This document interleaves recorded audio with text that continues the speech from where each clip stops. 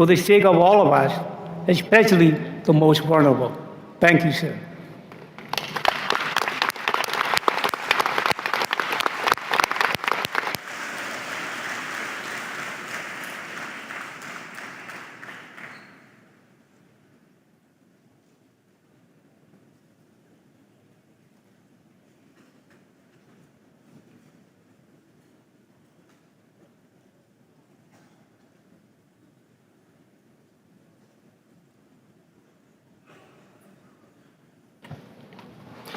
I now give the floor to Antigua and Barbuda.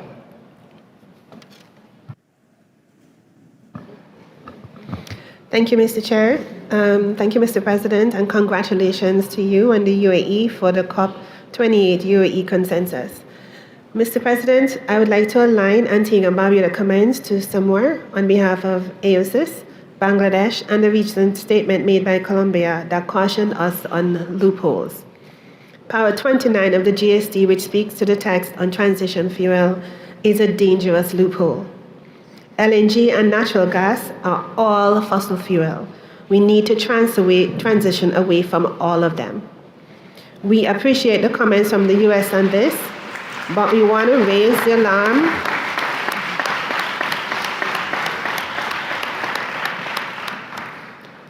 Mr. President, we want to raise the alarm that transition fuel will become permanent, especially in developing countries, and will take away and even block investments into renewables, as well as leaving poor developing countries with high energy costs and stranded assets. Mr. President, thank you for making 1.5 yours and our North Star, finally, and for mentioning fossil fuel transition in the text for the first time. This is a great feat, and Antigua and Barbuda commend your courage, because this is what it will take. Since the Paris Agreement, emissions have increased and is still increasing today. The real reason for this, though, is that in all of our countries, access to funding for fossil fuel investment and technology is far greater in scale and easier to access than that available for the implementation of the decisions that we are taking today. With all things being equal, it is easier today to get funding for a $100 million LNG plant than for a $20 million solar investment, even though solar is far cheaper and less polluting.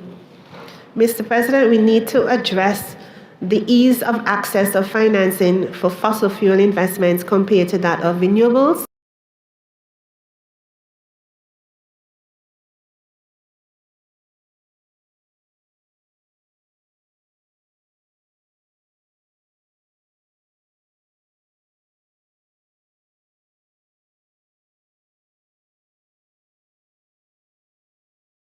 Of the Convention.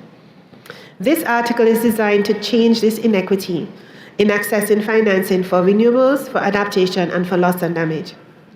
Further, the current financing for energy system does not support social inclusion, it does not support gender, it does not support youth, women, indigenous people, and entrepreneurs, who are all looking for a way to participate in the new and inclusive energy system and the investments and opportunities that this will bring to their communities and their families.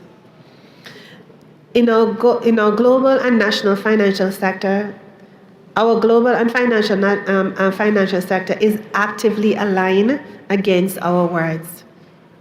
We will continue, therefore, to be known for what we say and not for what we do. Thank you, Mr. President.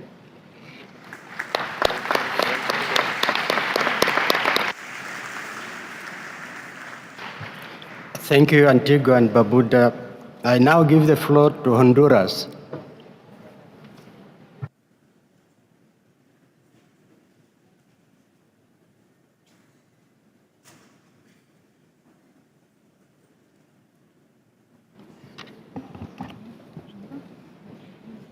Estimado presidente, excelencias, estimados delegados.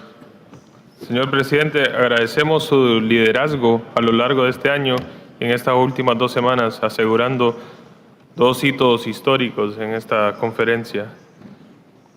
Celebramos la pronta operacionalización del Fondo de Pérdidas y Daños y las promesas financieras históricas. El fondo será trascendental para países como Honduras, que constantemente sufrimos los efectos adversos del cambio climático. El resultado del primer balance mundial es indicativo y propositivo. Falta mucho por hacer para lograr los objetivos del Acuerdo de París. La ciencia es clara y sin una mayor ambición en acciones de mitigación, las necesidades de adaptación serán mayor y las pérdidas y daños se aumentarán, de las cuales lo lamentaremos en muchas ocasiones. La adaptación sigue siendo prioritaria para los países en desarrollo. Es un tema de supervivencia y demasiado But for too long, adaptation has been invisible, and it is time now to turn to planning, to turn to implementation. And for this reason, the developing countries are going to need implementation means to carry out the adaptation. The financing gap is ever widening, and so we urge the developed countries to meet their financial commitments under the Paris Agreement. The developing countries cannot continue taking on ever more debt due to climate change. This is becoming a cyclical trap. It's a perverse, it's a vicious circle that is hampering us in our sustainable development and our efforts on poverty eradication. And this is not in the spirit of the Paris Agreement. Honduras is a very small country, and we have emitted only a tiny fraction of global emissions, and yet we have ambitious goals to reduce our emissions in the energy sector and in particular in the forest sector. Esto lo compartimos. And this is something that we share with the rest of the ILAC countries, and I'm speaking also on behalf of these countries. Mr. President, if you would allow, I would like to now speak on behalf of the coalition of the tropical forests countries, and I would like to say that sadly, despite the great efforts that have been made under Article 6, we have not advanced. The carbon markets have to have a solid regulatory structure and strict transparency in order to be able to achieve their goals. We need to denounce those who are working to undermine this transparency and the structure and integrity, in order, which is opening the door to a lack of transparency, to climate fraud. And this is what we have seen on some of the voluntary carbon markets. There is a large majority of countries, including all of the countries represented in the Tropical Forests Coalition and the EU and ILAC and other groups, who all rallied to this position. But there was a powerful lobby which has been pressuring to continue on this line, which is something that we have to end. We have only a small carbon balance left, but we are seeing an immense amount of emissions, and this is going to prevent us from holding the 1.5 goal. If we continue seeing emissions as they are now, so we need to have a very rapid phase out of fossil fuels, and deforestation also needs very swift, rapid action to reverse what is happening, and we need to see this happen by 2030. Both of these goals, however, are going to require a tremendous and rapid financing, including coming from the private sector. We will not succeed if we hope that the voluntary carbon markets, after 20 years now, haven't been working and have reduced only a tiny fraction of emissions. We need to reduce the carbon emissions, otherwise we're not going to reach our climate goals. Colleagues and delegates, Your Excellencies, the Paris Agreement is the one chance that we have to achieve our goal of 1.5 degrees. And our results, the carbon markets could play an important role, but only if they have a transparent regulatory structure, only if there is compliance ensured. If we need to advance fast. In Bonn and in Baku, to operationalize this important article to generate the financial flows that the developing countries, those that have tropical forests, need. We need to ensure that the financing is up to the scale of the challenges and is provided in adequate fashion. Thank you.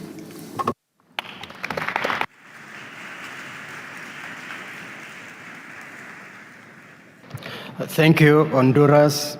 I now give the floor to Guatemala.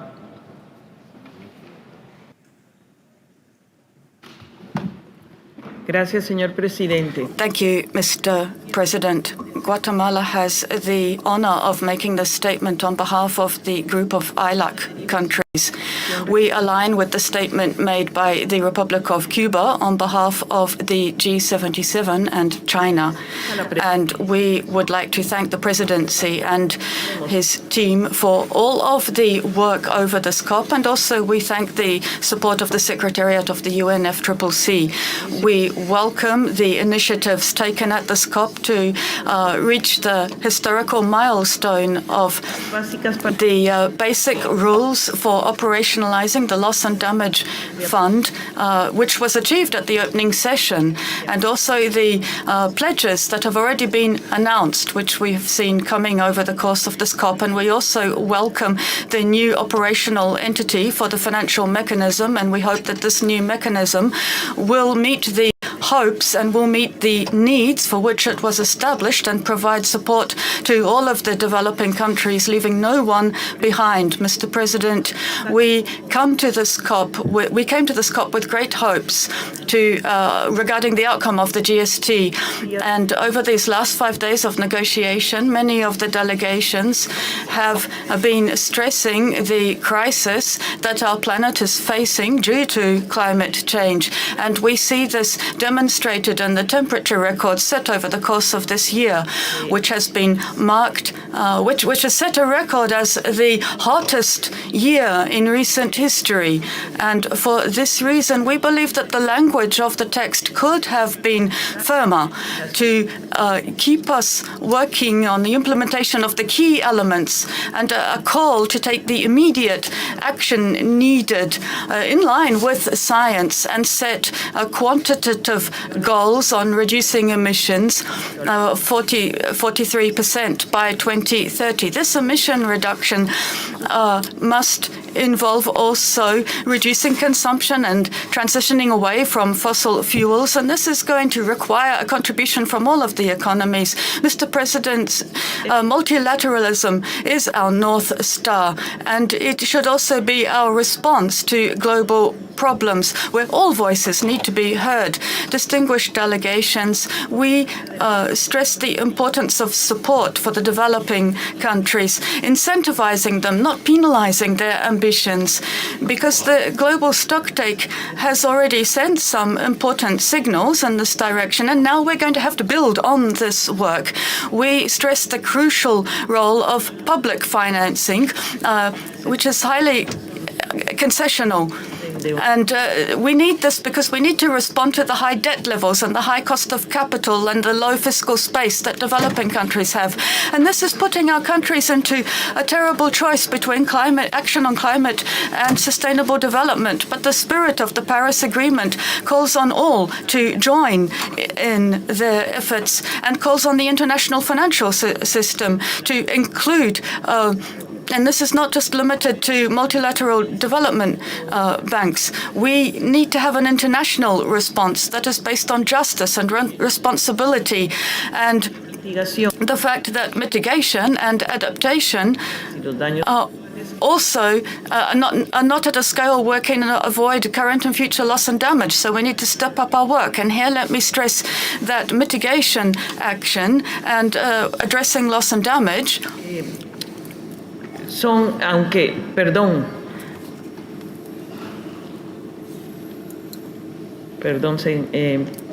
señor presidente. Mr. President, valoramos we very much value the wording on deforestation and action on forests, and also on the ocean and the cryosphere. And we also welcome the sectoral messages on adaptation, although the wording could have been firmer going ahead. We welcome Kunming-Montreal. Also, the reference to the Kunming-Montreal framework. Now, we urge other groups of countries to also step up their climate action. Our countries, our communities, our ecosystems, and our families are all looking for a real response to address this challenge. And we also agree with the message presented by Samoa and that of Bangladesh and the EU. Thank you, Mr. President.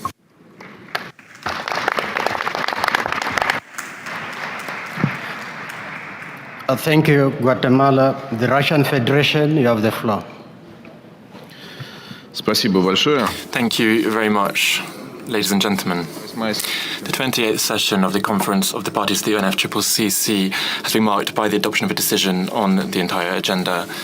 Collectively, we have started to replenish the Loss and Damage Fund, and we have made progress in the development of new global adaptation goal and climate finance.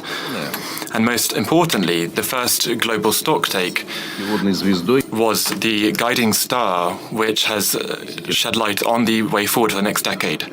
We now to draw conclusions from the experience of implementing the Paris Agreement adopted 8 years ago. Over this time, we have been able to significantly move forward in climate action, but much remains to be done.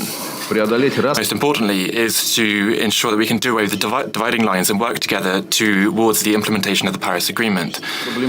Climate issues remain some of the issues which are unifying on the agendas of the international agenda. When it comes to the global stocktake, we decided to develop a balanced set of recommendations which would ensure accessible and feasible measures. However, each party can choose the most optimal recipe for decarbonization from nuclear generation to renewable energies.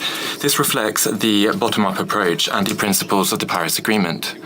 Today, the global stocktake under the Paris Agreement has allowed us to set an ambitious goals which can be implemented only in the context of international cooperation by preserving free trade and financial flows and technology transfer. In this regard, we support the position of Cuba, Venezuela, and China. We object to green protectionism and the imposition of unilateral sanctions and barriers under the guise of a progressive climate policy. These measures have a negative impact on sustainable development of other countries and undermine their right to the free selection of their own climate policy measures. To address the issue of climate change is only possible if we work together. We must indeed set the priority to work in a coordinated manner at the international level.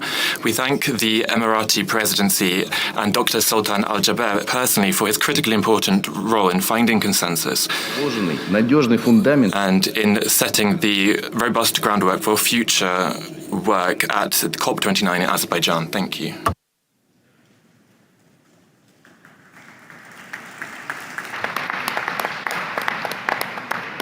Thank you, Russian Federation.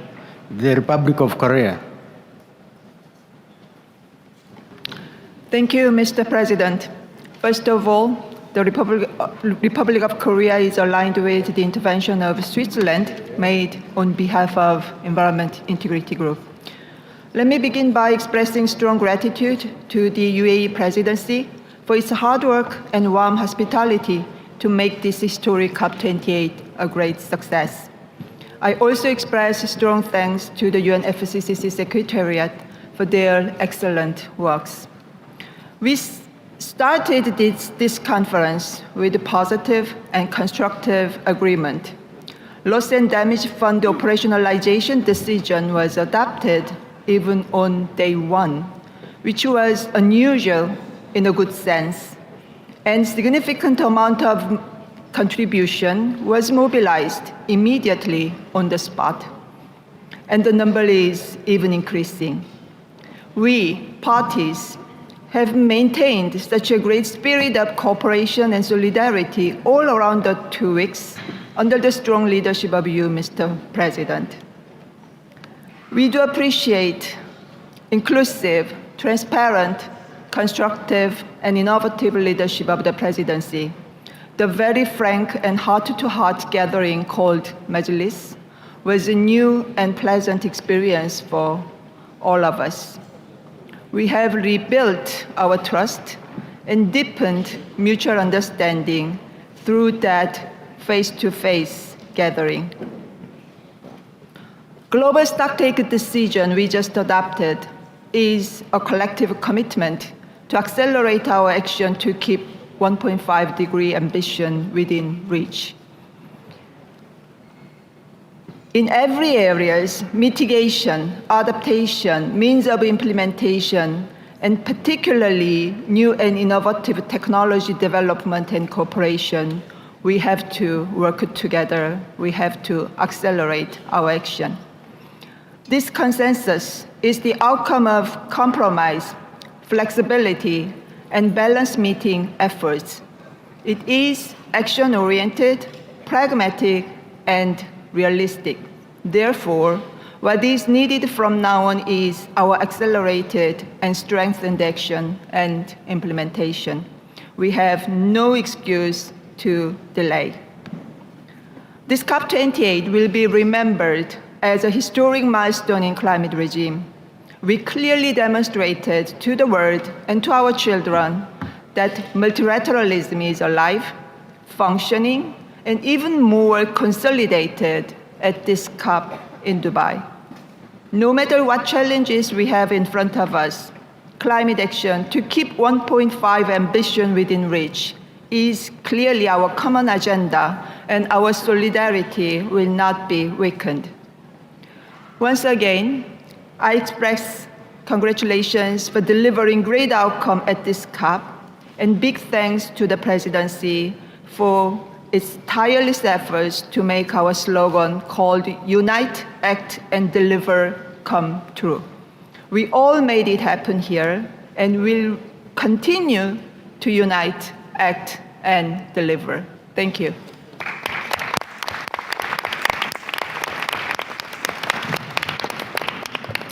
Thank you, Republic of Korea. I now give the floor to Qatar. In the name of Allah, most gracious, most merciful, thank you, distinguished President, heads of delegations, ladies and gentlemen. First of all, I would like to thank the Presidency for the kind hospitality and for the efforts to try to reach a balanced text. We support the need for urgent action, and we commend the 1.5 ambition, and we support the idea of a new collective goal. But this cannot be undertaken in isolation from other goals without heeding the sustainable needs of states and historical emissions and the carbon budget. Still, we'd like to express our deep concern with regard to paragraph 28 in the GST text. It seems like we've lost sight of the Paris Agreement principle on common but differentiated responsibilities, and there was focus on the sources of emissions instead of focusing on reduction. So the text has defined timelines instead of allowing the parties to determine their own NDCs based on their needs and national sustained circumstances. The text needs more clarification of the leadership role of developed states and developing states. The text also lacks clarity with regard to the role of developing states. We have acceded to the Paris Agreement in good faith because it insisted on NDCs, and we made sure that we recognize our sustainable development needs, which are in line with climate action, but they remained always determined nationally. We have reservations as to the formulation of paragraph 28 in view of the absence of equity and common but differentiated responsibilities and a certain imposition of goals and timelines. And we cannot accept this kind of formulation which steers us away from equity and the principles of cooperation and development and the Paris Agreement principles. Such principles must be the cornerstones for our future work. Thank you, President. Thank you, Qatar. I now give the floor to the Holy See. Mr. President, The delegation of the Holy See wishes to express its gratitude to the UAE for hosting this conference. We also welcome the efforts of the Presidency to bring parties together and the delicate and hard work achieved by the COP28 Presidency's team. Thank you very much indeed. At the same time, the delegation of the Holy See expresses its concerns that the expectations of the youth and future generations, especially those of the people living in the areas mostly affected by climate change, have not been completely met, and that there was not a full response to the science. We understand the difficulties that a drastic transition to a decarbonized society represents for several countries. Nevertheless, a growing number of countries have already committed themselves on this transition. It is encouraging that these countries move forward with their plans, but it would be much more encouraging when all of us commit ourselves to moving on in this same direction. The principles of equity and common but differentiated responsibilities and respective capabilities are vitally important to making sure this process is just as well as ambitious. Yet we must also consider intergenerational justice and our duty to do all we can for the sake of the common good. Mr. President, it is the responsibility of each one of us to leave no one behind. This is possible through action built upon dialogue, trust, and solidarity. The goal is clear. Firstly, to accelerate climate action and transition away from fossil fuels in a just and equitable manner in this critical decade in order to keep 1.5 within reach. Secondly, to give hope and secure a livable common home for our children where everyone, everywhere can thrive. The appeal of His Holiness Pope Francis, I quote, "We must move beyond the mentality of appearing to be concerned but not having the courage needed to produce substantial changes," end quote, sounds inspiring now more than ever. Mr. President, a lot of work is still ahead of us, and we have a duty towards those who rightly are demanding that we as leaders act in their name. Echoing Pope Francis as we move forward, it is vital that we all leave this place committed to driving forward more actions in the name of the common good and the next generations, not based on short-term interests. In this way, I quote His Holiness, "May we demonstrate the mobility of politics and not its shame with this question in mind. What would induce anyone at this stage to hold on to power only to be remembered for their inability to take action when it was urgent and necessary to do so?" Thank you, Mr. President.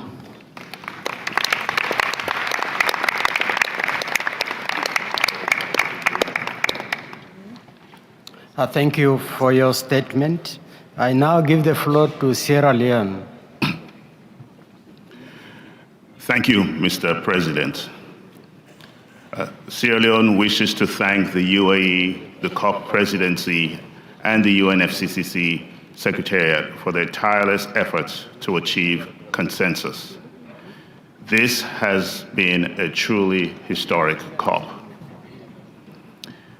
Sierra Leone, on behalf of the Least Developed Countries Group, would like to share our reflections on the outcome of the Global Goal on Adaptation.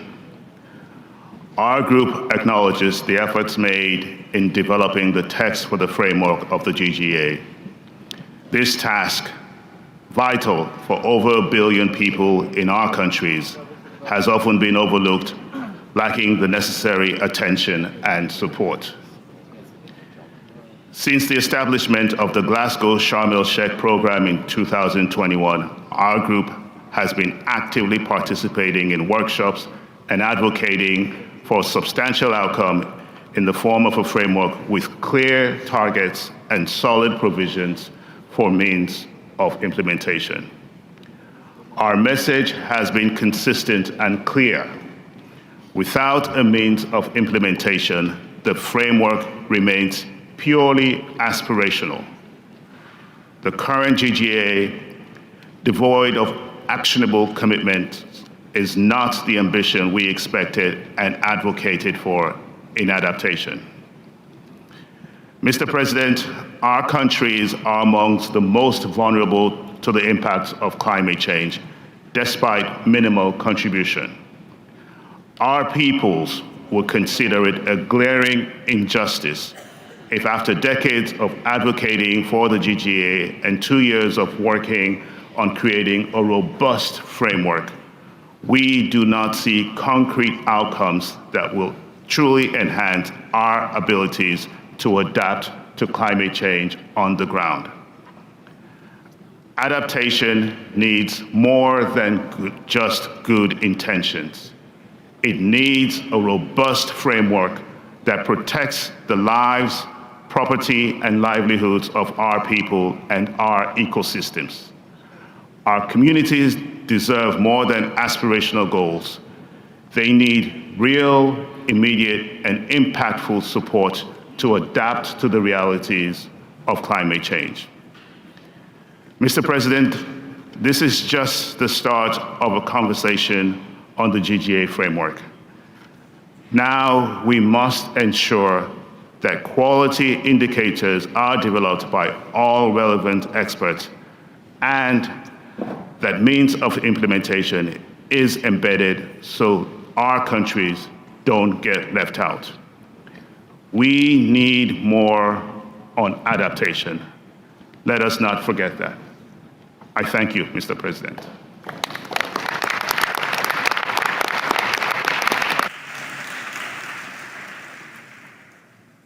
Thank you. I give the floor to Chile. Chile, you have the floor. Thank you.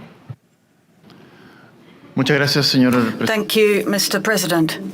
Quisiera expresar I would like to express congratulations to you and to your team for the tremendous work that esta COP. has been achieved here at this COP. The decision adopted on the global stock take does give us many reasons to be happy. We do have a better way forward section now, and there we have achieved a lot of work, but this work is going to have to be carried out on the basis of signals that are not entirely clear and that still have some gaps. We are, for example, concerned about the new wording on fossil fuel subsidies and also on the wording on transition fuels. This is not going to help us achieve a transition with greater ease, and it goes against the wording on transition away from fossil fuels, which we do recognize as one of the most meaningful advances in the decision. At the same time, we are happy to see that some of our proposals and some of those of our group were adopted in this text, and this includes the expert dialogue on the impact of climate change on children. We are also pleased to see the inclusion of the program on technological implementation, which we could also consider to be one of the most the relevant achievements of this COP.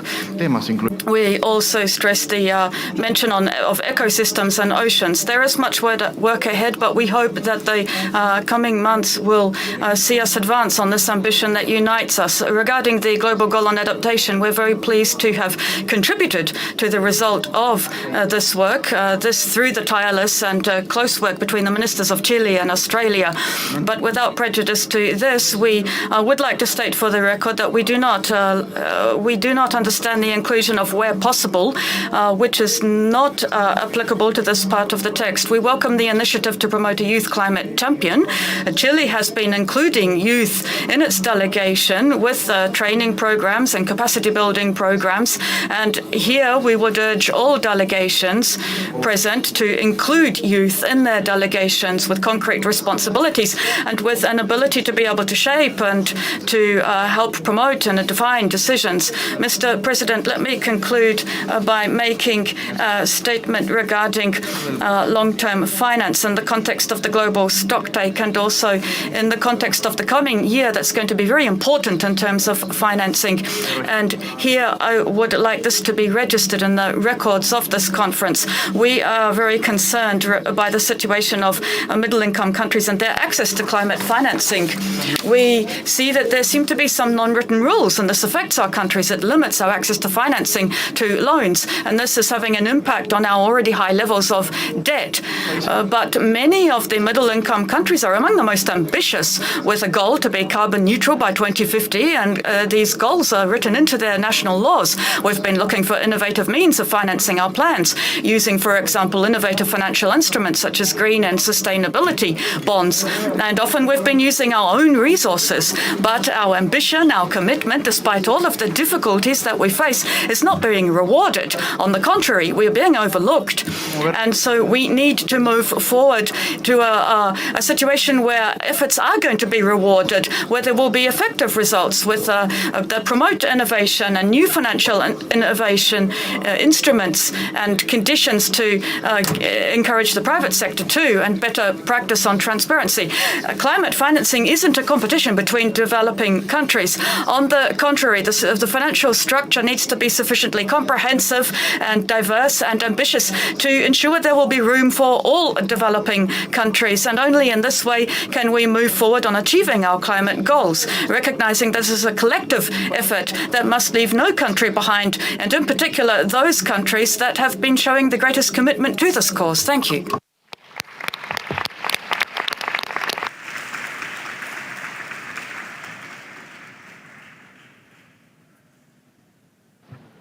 Thank you. Colleagues, dear friends, I'm very grateful for all your statements. We have many important decisions to adopt today.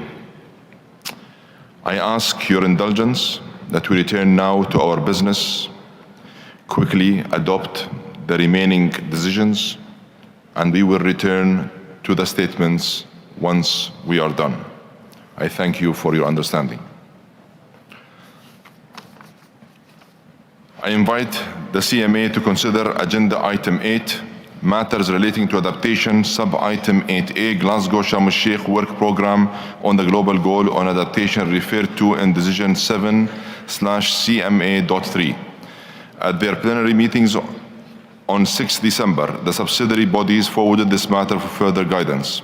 I requested the chairs of the subsidiary bodies to conduct consultations on my behalf on specific issues within the Global Goal on Adaptation. In addition, ministerial consultations on issues related to adaptation were conducted by Her Excellency Minister Maysa Rojas and Her Excellency Minister Jennifer McAllister. I invite the CMA to adopt draft decision entitled Glasgow Sharm el-Sheikh Work Programme on the Global Goal on Adaptation referred to in Decision 7/CMA.3 contained in document FCCC/PA/CMA/2023/L.18. I propose that the framework for the Global Goal on Adaptation referred to in this decision be referred to as the UAE Framework for Global Climate Resilience. I further propose that the work program referred to in this decision be named the UAE Belém Work Program.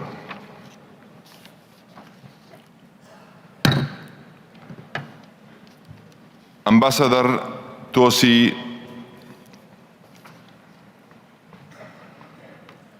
on the 7th review of the financial mechanism, Ambassador Tosi Mpano conducted consultations on my behalf on the way forward regarding the proposal from the United States on the 7th review of the financial mechanism.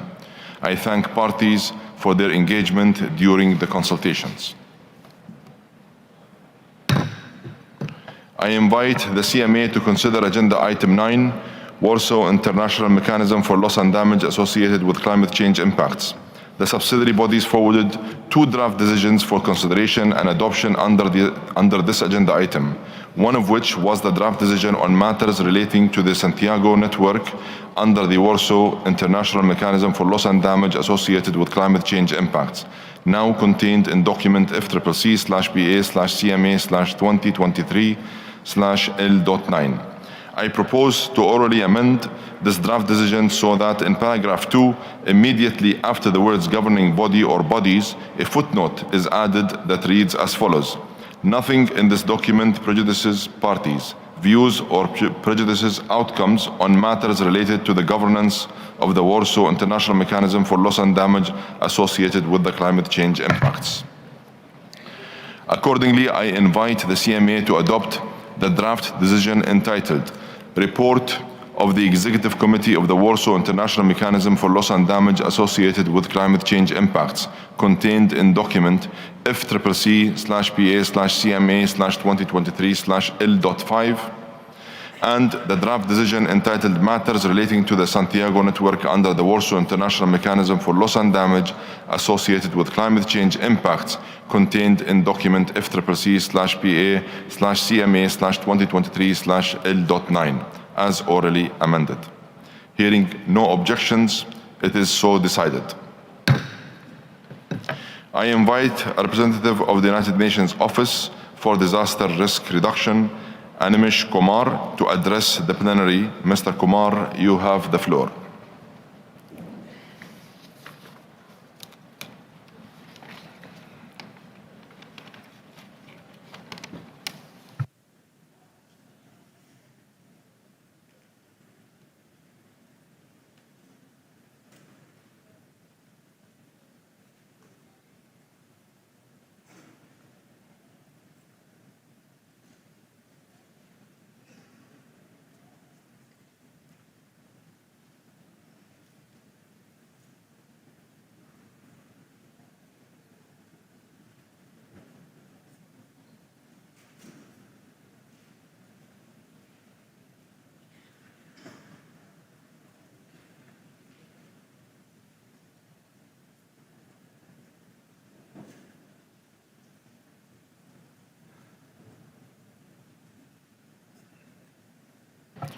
I believe the representatives of UNDRR and the UNOPS representatives are not available at this point. Sorry. I apologize, the microphone wasn't working, Mr. President. Please proceed. Thank you. Thank you. Mr. President, distinguished delegates, ladies and gentlemen, if you allow me, Mr. President, I would now like to make a joint statement on behalf of the UN Office for Disaster Risk Reduction, as well as the UN Office for Project Services, UNOPS, our partner organization. I extend our sincere gratitude to you, Mr. President, for this unique opportunity to speak. It's an honor to address this plenary as the newly appointed co-host of the Santiago Network Secretariat. We warmly welcome the decision to entrust us with this crucial role that is not just a recognition of our collective responsibilities and capabilities, but also a significant responsibility. We are keenly aware of the Santiago Network's pivotal role in assisting nations in averting, minimizing, and addressing loss and damage, and reaffirm our commitment to make this a reality. There are high expectations for the Santiago Network to quickly become fully operational, delivering tangible benefits at local, national, and regional levels. Leveraging our distinct strengths, technical expertise of UNDRR, and operational capacity of UNOPS, we pledge to focus our efforts on putting in place the mechanisms to make this happen. We emphasize that partnerships will be the cornerstone of the Santiago Network's success. We eagerly anticipate collaborating with parties and all the stakeholders, including international, regional, national organizations, and also to exploring ways to collaborate with the Caribbean Development Bank. Our commitment extends to maximizing the effectiveness of organizations, bodies, networks, and experts providing technical assistance. We will also support coherence and synergy with the newly formed loss and damage funding arrangements and the fund, aligning the Santiago Network's technical assistance with the programmatic approaches of the funding arrangements and the fund. I would like to end by extending our congratulations to you, Mr. President, for the organization of this session, and we look forward to demonstrating the progress we have made when we meet in Azerbaijan next year. Thank you very much. Thank you for your statement. The Caribbean Development Bank has submitted a written statement which will be uploaded to the submission portal and reflected in the report of the session. I invite the CMA to consider Agenda Item 10, Matters Relating to Finance. You will recall the following organization of work we established at our first meeting on 30 November.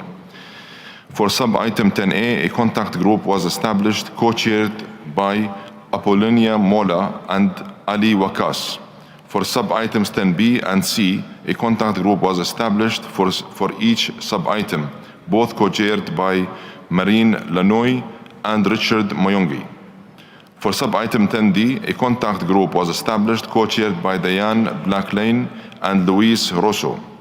For sub-item 10E, a contact group was co-chaired by Gabrielle Blatter and Amina Yovoli.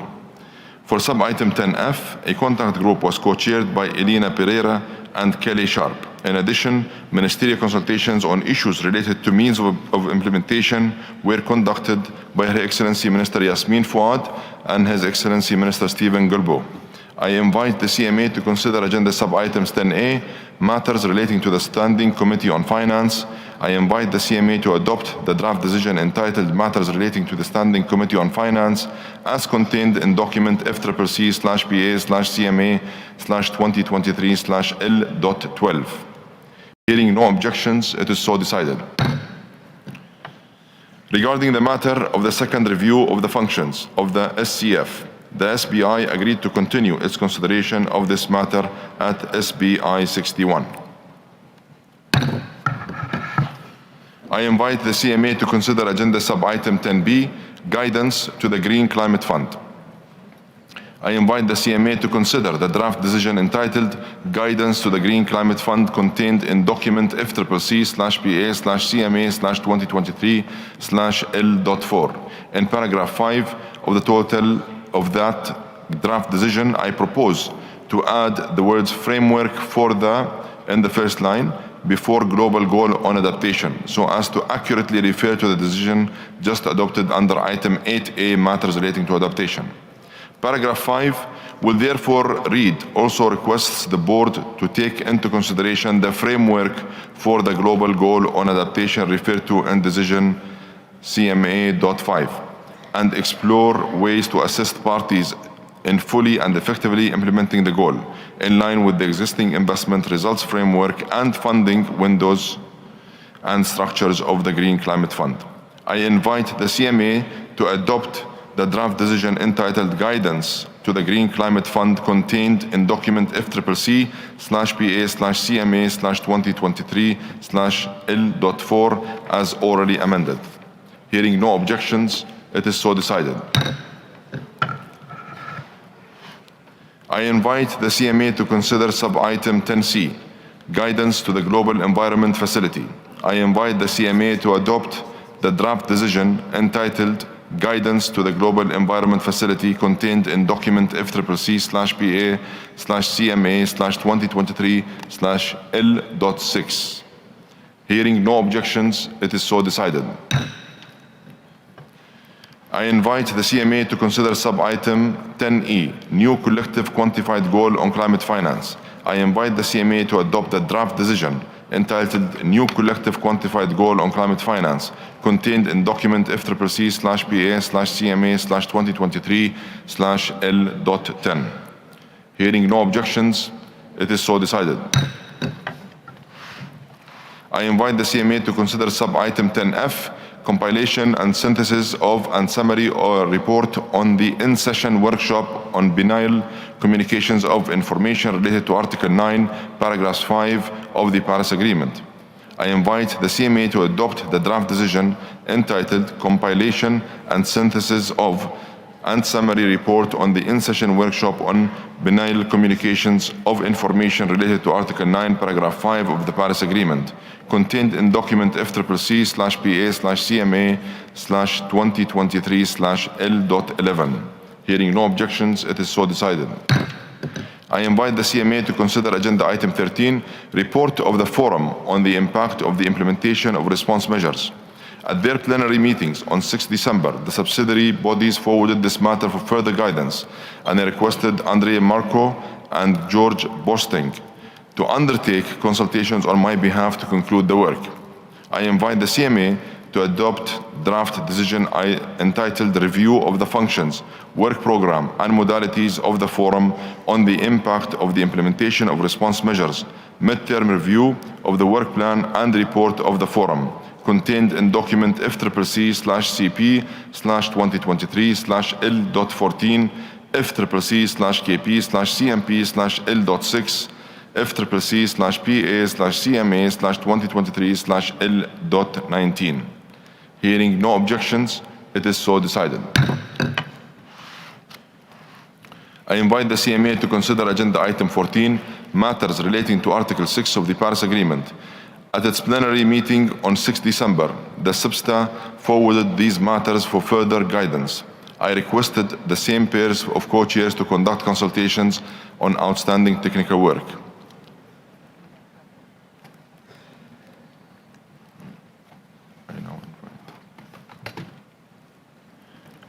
I now invite the CMA to consider Agenda Sub-Item 14A, Guidance on Cooperative Approaches referred to in Article 6, Paragraph 2 of the Paris Agreement. Maria Gishi and Peer Stiansen conducted informal consultations on this matter. Parties worked diligently through days and nights. However, considerations could not be completed here at this session. I therefore propose that the CMA requests the SBSTA to continue consideration of the relevant matters mandated by Decision 6/CMA.4 at SBSTA 60 with a view to recommending a draft decision for consideration and adoption by CMA 6. Hearing no objections, it is so decided. I invite the CMA to consider Agenda Item 14B, Rules, Modalities and Procedures for the mechanism established by Article 6, Paragraph 4 of the Paris Agreement. Sonam Tashi and Kate Hanok conducted informal consultations on this matter.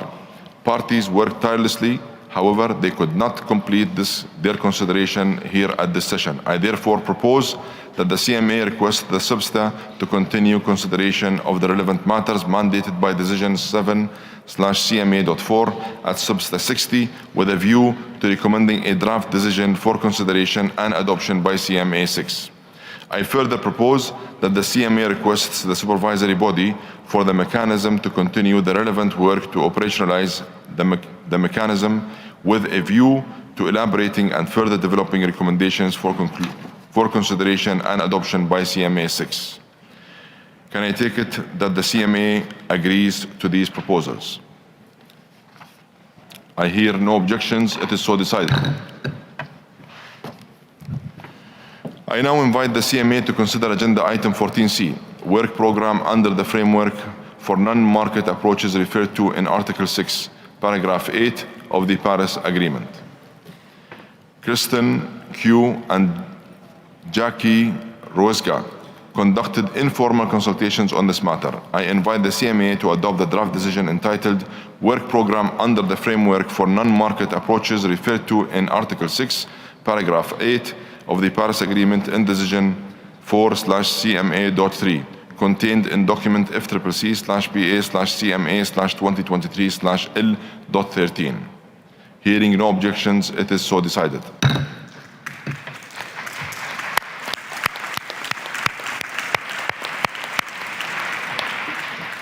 This meeting of the CMA is suspended.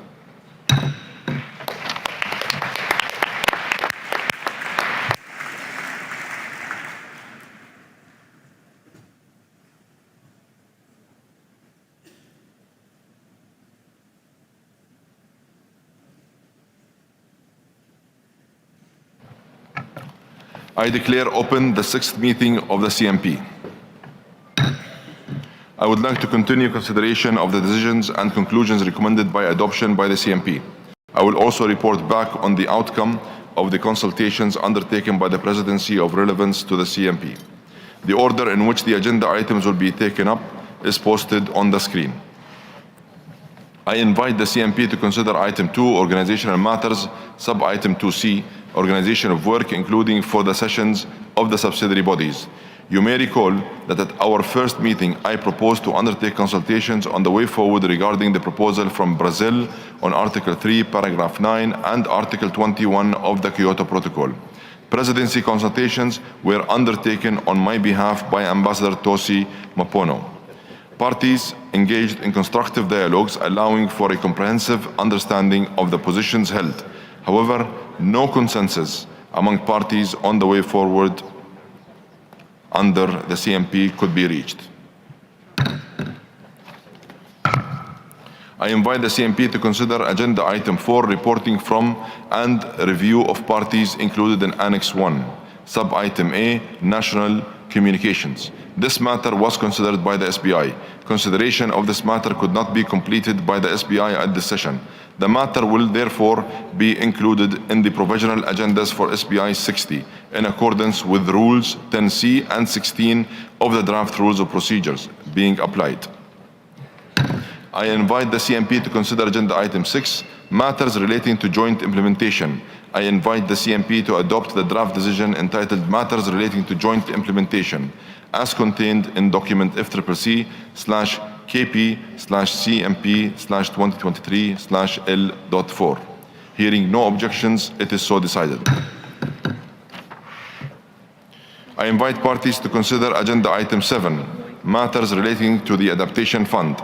The CMP considered this matter in a contact group co-chaired by Diane Black-Lane and Louise Rosso. I invite the CMP to adopt the draft decision entitled Matters Relating to the Adaptation Fund, contained in document FCCP/KP/CMP/2023/L.5. Hearing no objections, it is so decided. I invite the CMP to consider Agenda Item 9, report of the Forum on the impact of the implementation of response measures.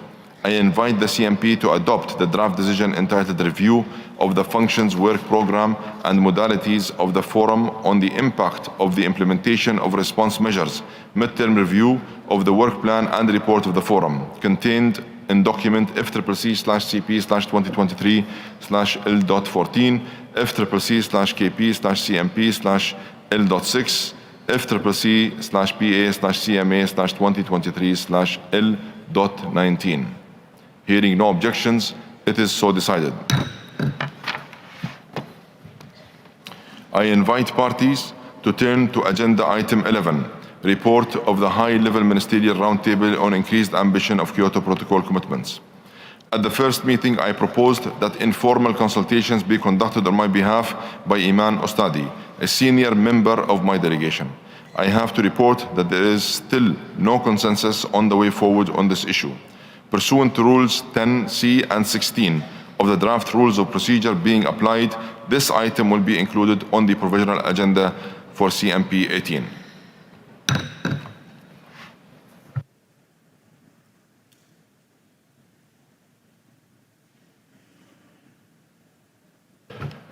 I invite the CMP to consider Item 2, Organizational Matters, Sub-Item 2B, Election of Additional Officers. Agenda Item 5, Matters relating to the Clean Development Mechanism. Agenda Item 7, Matters relating to the Adaptation Fund. And Agenda Item 10, Report of the Compliance Committee. The list of nominations received by the Secretariat is available on the UNFCCC website. There will be no election of an additional member of the Bureau, as all nominees for the Bureau of the COP, whose election will be taken up later today, are also from parties to the Kyoto Protocol. I invite the CMP to elect the members and alternate members of the following bodies as contained in the list of nominations: the Clean Development Mechanism Executive Board, the Kyoto Protocol Compliance Committee, and the Adaptation Fund Board. Hearing no objections, it is so decided. I congratulate the members and alternate members of these bodies on their election. I thank all the outgoing members and alternate members for their commitment and hard work that ensured the success of the work of these bodies. I note that there are nominations outstanding.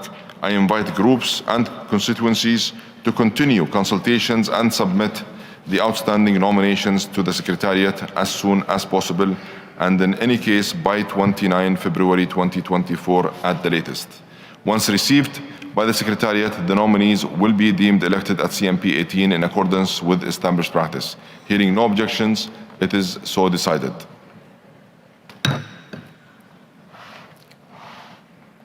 I invite the CMP to consider Agenda Item 14, Other Matters. Would parties like to raise any other matters? I see some requests.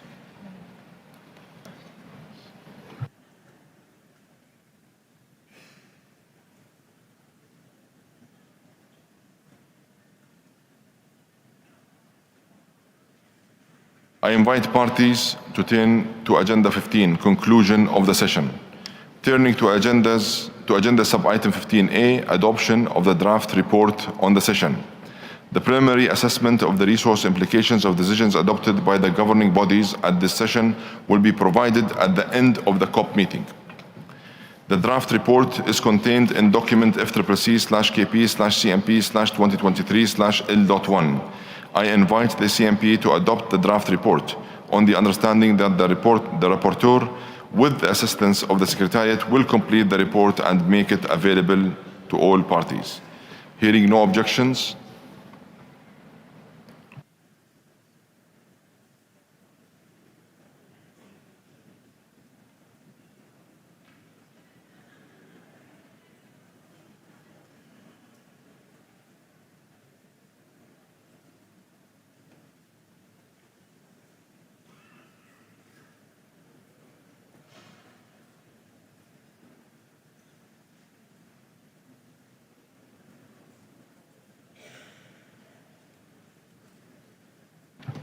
objections, it is so decided. I invite the CMP to adopt the resolution entitled Expression of Gratitude to the Government of the United Arab Emirates, as contained in document FCCP/CP/2023/L.7, FCCP/KP/CMP/2023/L.3, FCCP/PA/CMA/2023/L.3. Hearing no objections, it is so decided. I hereby adjourn the 6th meeting of the CMP.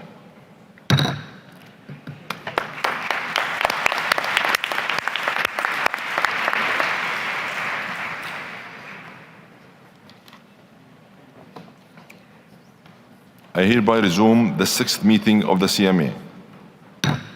I invite the CMA to consider sub-item 10D, matters relating to the Adaptation Fund. I invite the CMA to adopt the draft decision entitled Matters Relating to the Adaptation Fund, contained in document FCCP/PA/CMA/2023/L.8. Hearing no objections, it is so decided. Next, I invite the CMA to consider agenda sub-item 2B, election of additional officers. Agenda item 9, Warsaw International Mechanism on Loss and Damage Associated with Climate Change Impacts. Agenda item 14, matters relating to Article 6 of the Paris Agreement. Agenda item 15, report of the Committee to Facilitate Implementation and Promote Compliance referred to in Article 15, paragraph 2 of the Paris Agreement. I would again like to thank Ambassador Mohammed Nasr for his hard work in leading these consultations. The list of nominations received by the Secretariat is available on the UNFCCC website. There will be no election of an additional member of the COP Bureau, as all nominees for the Bureau of the COP, whose election will be taken up later today, are also from the parties to the Paris Agreement. I invite the CMA to elect the members and alternate members of the following bodies as contained in the list of nominations. The Executive Committee of the Warsaw International Mechanism on Loss and Damage, the advisory body of the Santiago Network, Article 6.4 supervisory body, and Paris Agreement Implementation and Compliance Committee. Hearing no objections, it is so decided.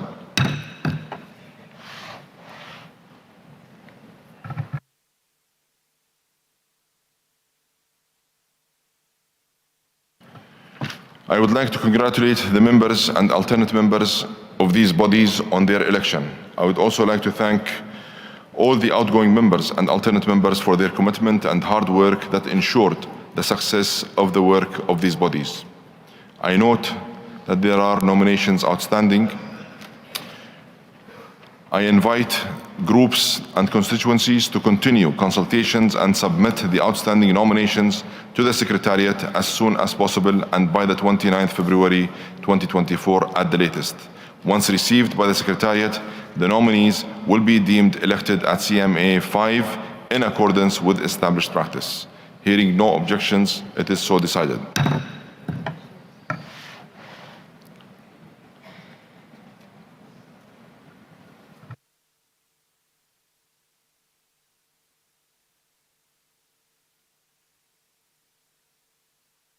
I invite the CMA to consider Agenda Item 18, Other Matters. You may recall that at our first meeting, I proposed to undertake consultations on the way forward regarding the proposal from Zambia on behalf of the African Group on the issues of special needs and special circumstances of Africa, and stated that I would report on this and any other issues raised in the consultations under Agenda Item 18, Other Matters.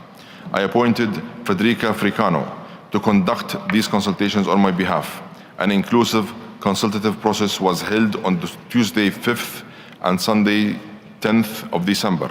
During the constructive exchanges, parties acknowledged that the Convention of the Paris Agreement already provides recognition of the urgent and immediate needs of particularly vulnerable developing countries to the adverse effects of climate change, including Africa.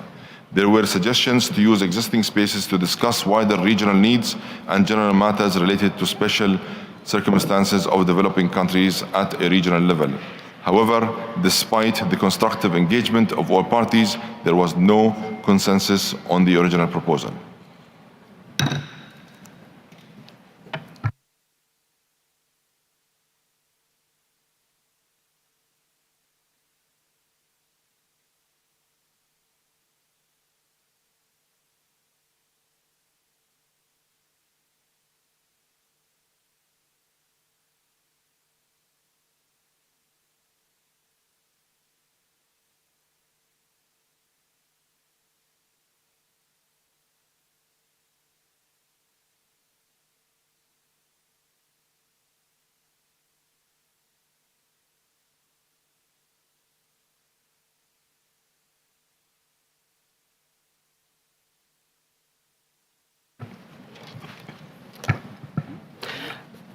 I invite the CMA to consider Agenda Item 19, conclusion of the session. Turning to Sub-Item 19A, adoption of the draft report on the session, the preliminary assessment of the resource implications of decisions adopted by the governing bodies at this session will be provided at the end of the COP meeting. The draft report is contained in document FCCC/PA/CMA/2023/L3. I invite the CMA to adopt the draft report on the understanding that the rapporteur, with the assistance of the Secretariat, will complete the report and make it available to all parties. Hearing no objections, it is so decided. Let me request the Secretariat to make a statement. Thank you, Mr. President. We would like to inform parties that a few editorial and technical issues have been identified in a few decisions that have been adopted today. In completing the report with the assistant support of the rapporteur, the Secretariat will make these editorial amendments, which will be reflected in the final report. Thank you. Thank you. I now invite the CMA to adopt the resolution entitled Expression of Gratitude to the Government of the United Arab Emirates as contained in document FCCC/CP/2023/L7 FCCC/KP/CMP/2023/L3 and FCCC/PA/CMA/2023/L7. Hearing no objection, it is so decided.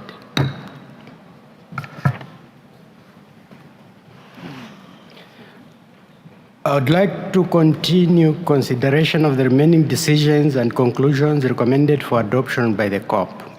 I will also report back on the outcome of the consultations undertaken by the Presidency on building opportunities for youth to engage in the UNFCCC process.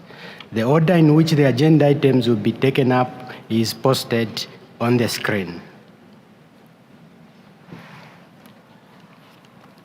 I invite parties to turn to sub-agenda item 2F, Organization of Work. including for the sessions of subsidiary bodies.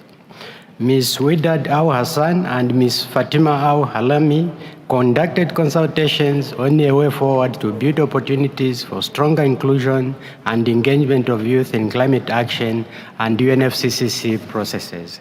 I invite the COP to adopt the draft decision entitled Presidency Youth Climate Champion as contained in FCCC/CP/2023/AO113, FCCC/PA/CMA/2023/1.15, AO115. Hearing no objection, it is so decided.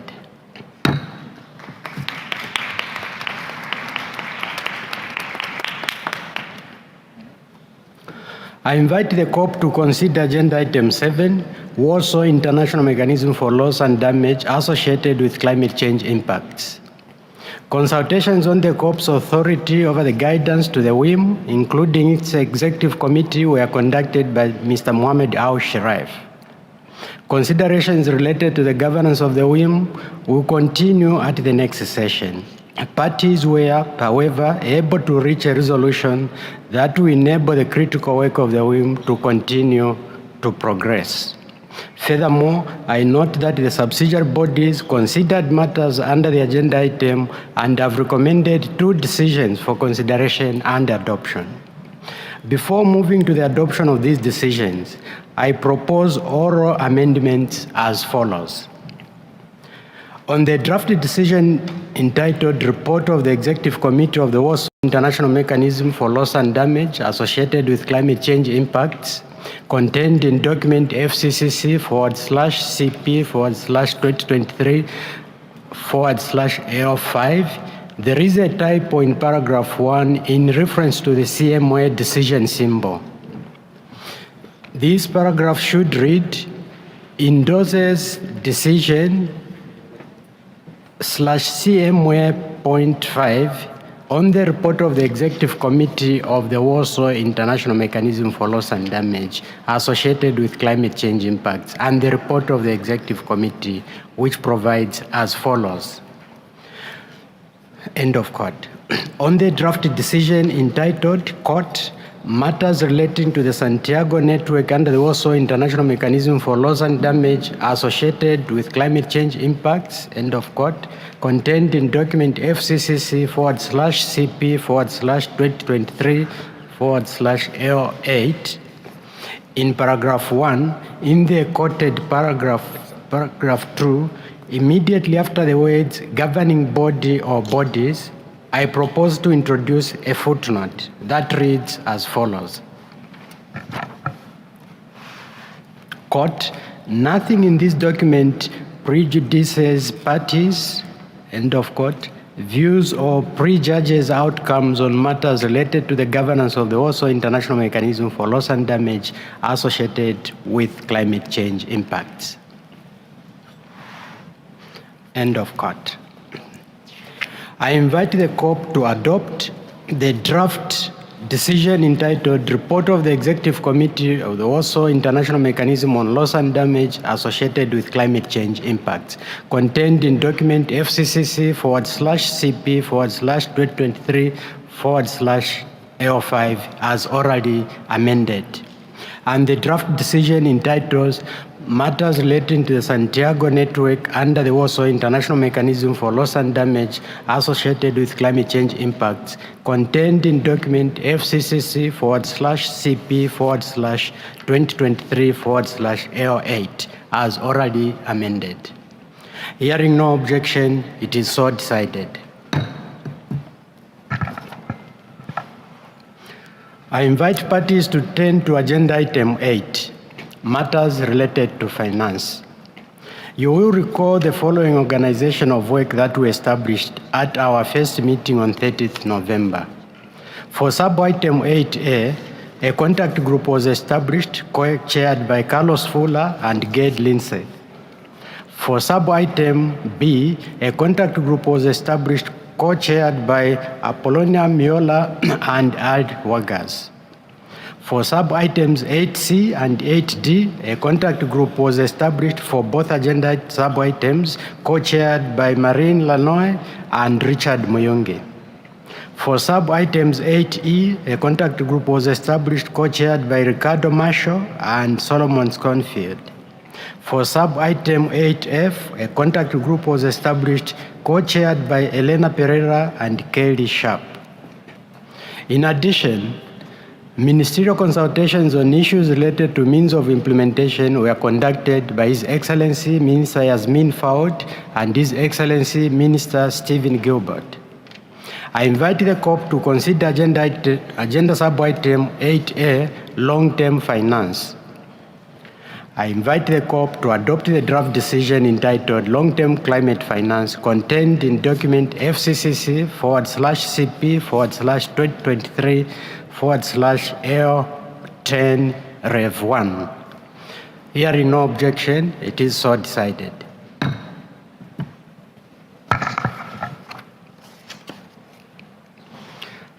I invite the COP to consider agenda item 8B, matters relating to the Standing Committee on Finance. I invite the COP to adopt the draft decision entitled Matters Relating to the Standing Committee on Finance contained in document FCCC/CP/2023/L9. Hearing no objection, it is so decided. Regarding the matter of the second review of the functions of the Standing Committee on Finance, the SBI agreed to continue its consideration of this matter at SBI 61. I invite the COP to consider sub-item 8C, report of the Green Climate Fund to the Conference of the Parties and guidance to the Green Climate Fund.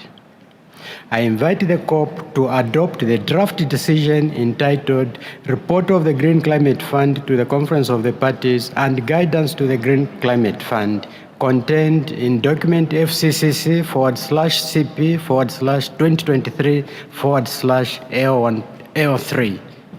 Hearing no objection, it is so decided.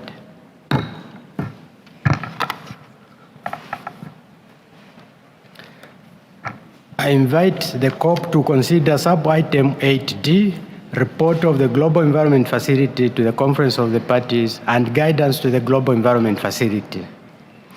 I invite the COP to adopt the draft decision entitled Report of the Global Environment Facility to the Conference of the Parties and guidance to the Global Environment Facility contained in document FCCC/CP/2023/L.6. Hearing no objection, it is so decided.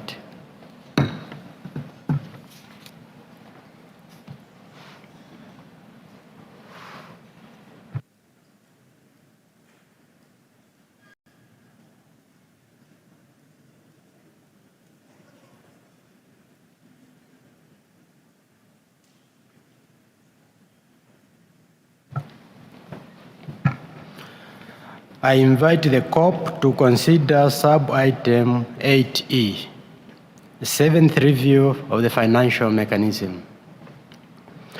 I invite the COP to adopt the draft decision entitled Seventh Review of the Financial Mechanism contained in document FCCC/CP/2023/L12.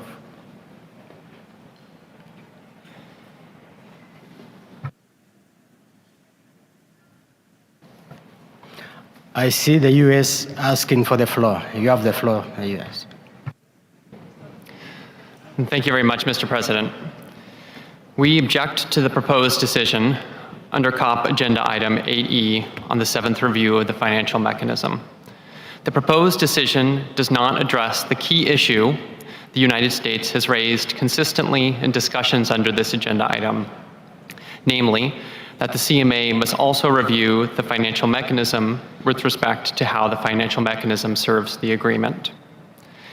This is an issue of critical institutional importance and proper governance. The Paris Agreement is not subsidiary to the Convention, and Article 9.8 of the Paris Agreement unequivocally states that the financial mechanism shall serve the Paris Agreement. The CMA must be allowed to review the financial mechanism with respect to how it serves the Paris Agreement in accordance with the agreement. As we have made clear, we cannot accept a review of the financial mechanism by the COP only. We reiterate our position that the 7th review must also be a CMA agenda item. Thank you.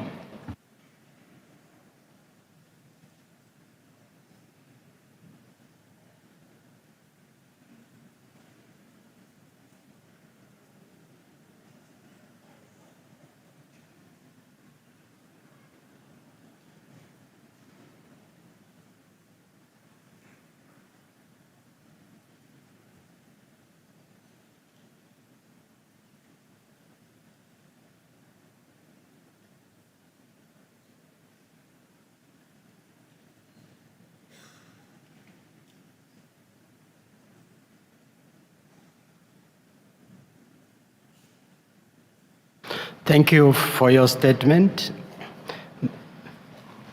The U.S. has an objection to the adoption of the draft decision. There does not appear to be consensus to adopt the draft decision, as we could not conclude its consideration under this agenda item. The matter will be included in the provisional agenda for the next session in accordance with Rules 10C and 16 of the draft Rules of Procedure being applied.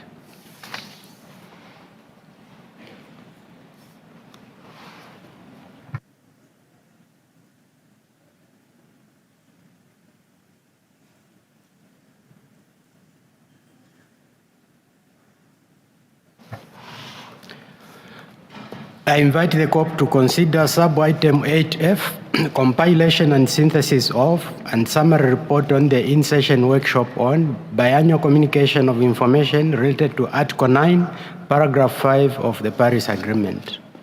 I invite the COP to adopt the draft decision entitled Compilation and Synthesis of, and Summary Report on the in-session workshop on biannual communication of information related to Article 9, Paragraphs 5 of the Paris Agreement, contained in document FCCC/CP/2023 L11.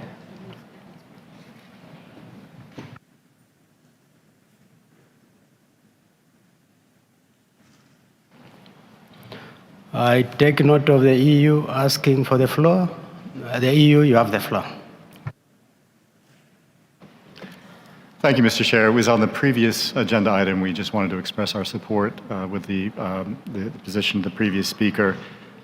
We also express regret, particularly at a meeting in which we've just adopted yet another operating entity of the financial mechanism under the Paris Agreement and serving the convention as well, that we cannot, under that agenda item, deal with the review under both governing bodies. Thank you. Thank you for your statement. I'll go back to the agenda item we are considering.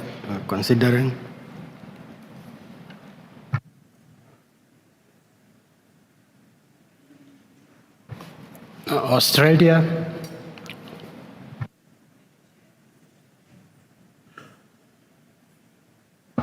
Thank you, Chair. I also just wanted to come in on the item relating to the review of the financial mechanism and align Australia with the views expressed by the United States for the reasons expressed by my colleague from the United States and also by the EU. Thank you very much. Thank you, Australia.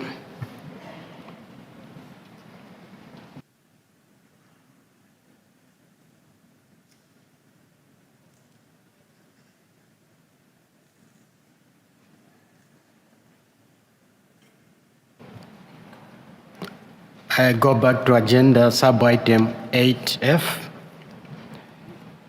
I invite the COP to adopt the draft decision entitled Compilation and Synthesis of and Summary Report on the in-session workshop on biannual communication of information related to Article 9.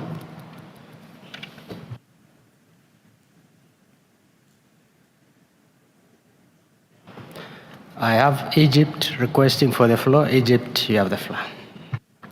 Thank you so much, Chair, and apologies. Going back to the same agenda item, On behalf of the African group, I just want to put on record that we are surprised that a decision that was taken and endorsed several years ago is not being implemented, which questions the ability of the parties to move forward in delivering on the decisions that they have agreed to collectively. The review of the financial mechanism under the COP has been mandated, agreed, and it should be delivered by the Standing Committee on Finance. While we cannot object to the objection, but we want to put on record that this is delaying a mandate that was given, agreed by all parties, and we regret that some parties are handing or holding this agenda item hostage for pushing other agenda items and other governing bodies. We would like this to be put on record, and we hope that when we meet next time, we are committed, all of us, to deliver on our mandates, on our agreed decisions, and take things forward and not hold agenda items hostage because of specific views that might not be agreed collectively. I thank you.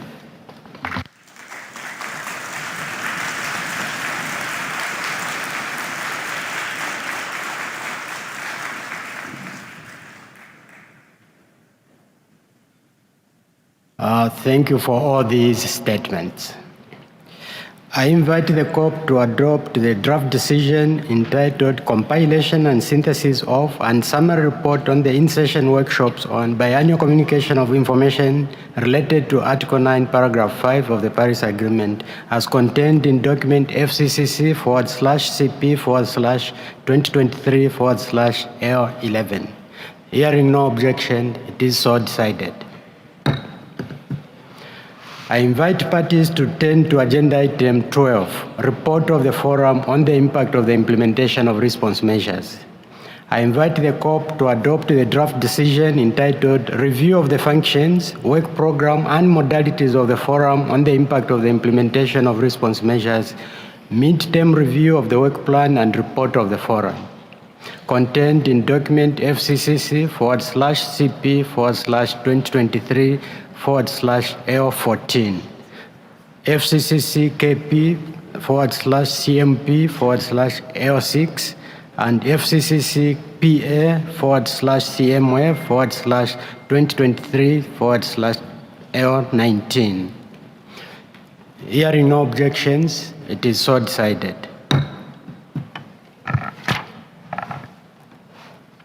I invite parties to turn to sub-item 2D, election of officers other than the President.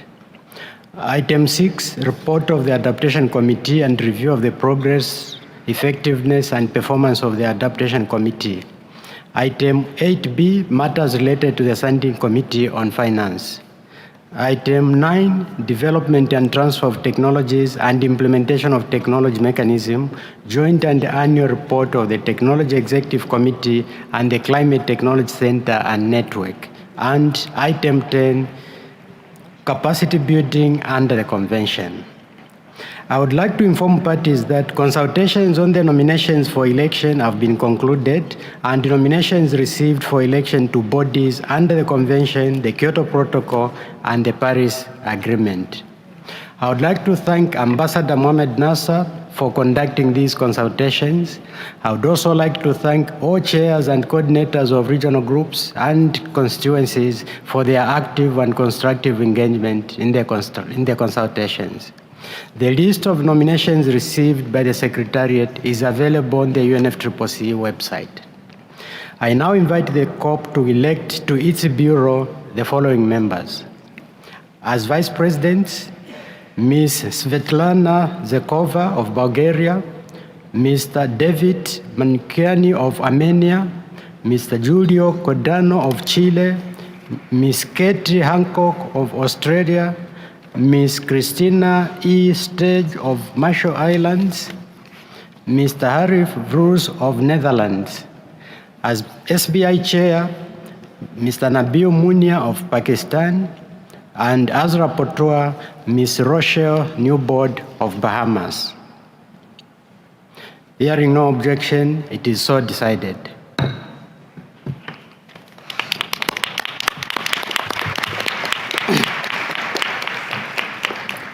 I would like to congratulate the members of the Bureau on their election. I would also like to express appreciation to the various Bureau members under whose guidance and leadership we have made tremendous progress, especially their guidance for the organization and the work of the conference. I note that nominations are outstanding from African states.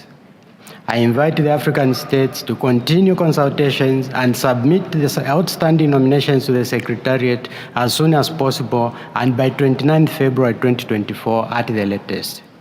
Once received by the Secretariat, the nominees will be deemed elected at COP28 in accordance with the established practice. Hearing no objection, it is so decided.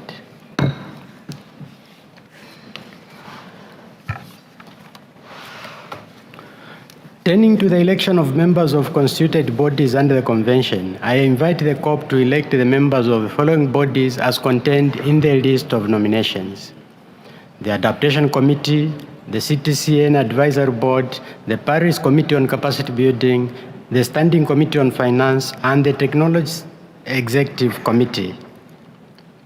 Hearing no objections, it is so decided. I would like to congratulate the members of these bodies on their election.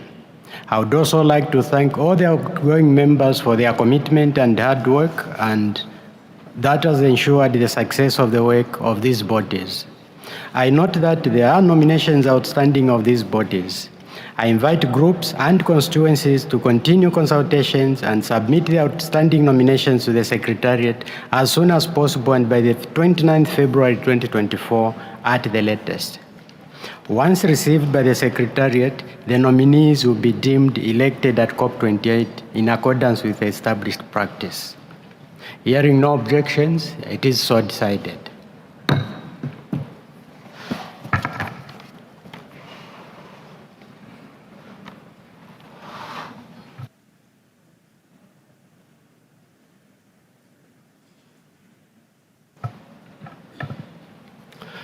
I see no request for the floor.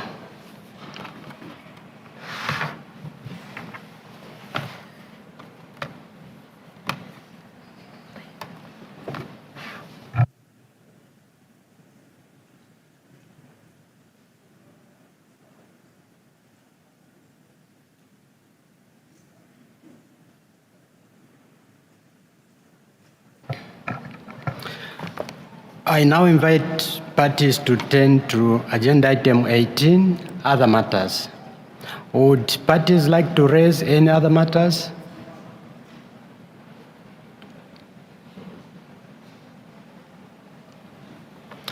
I see no request for the floor.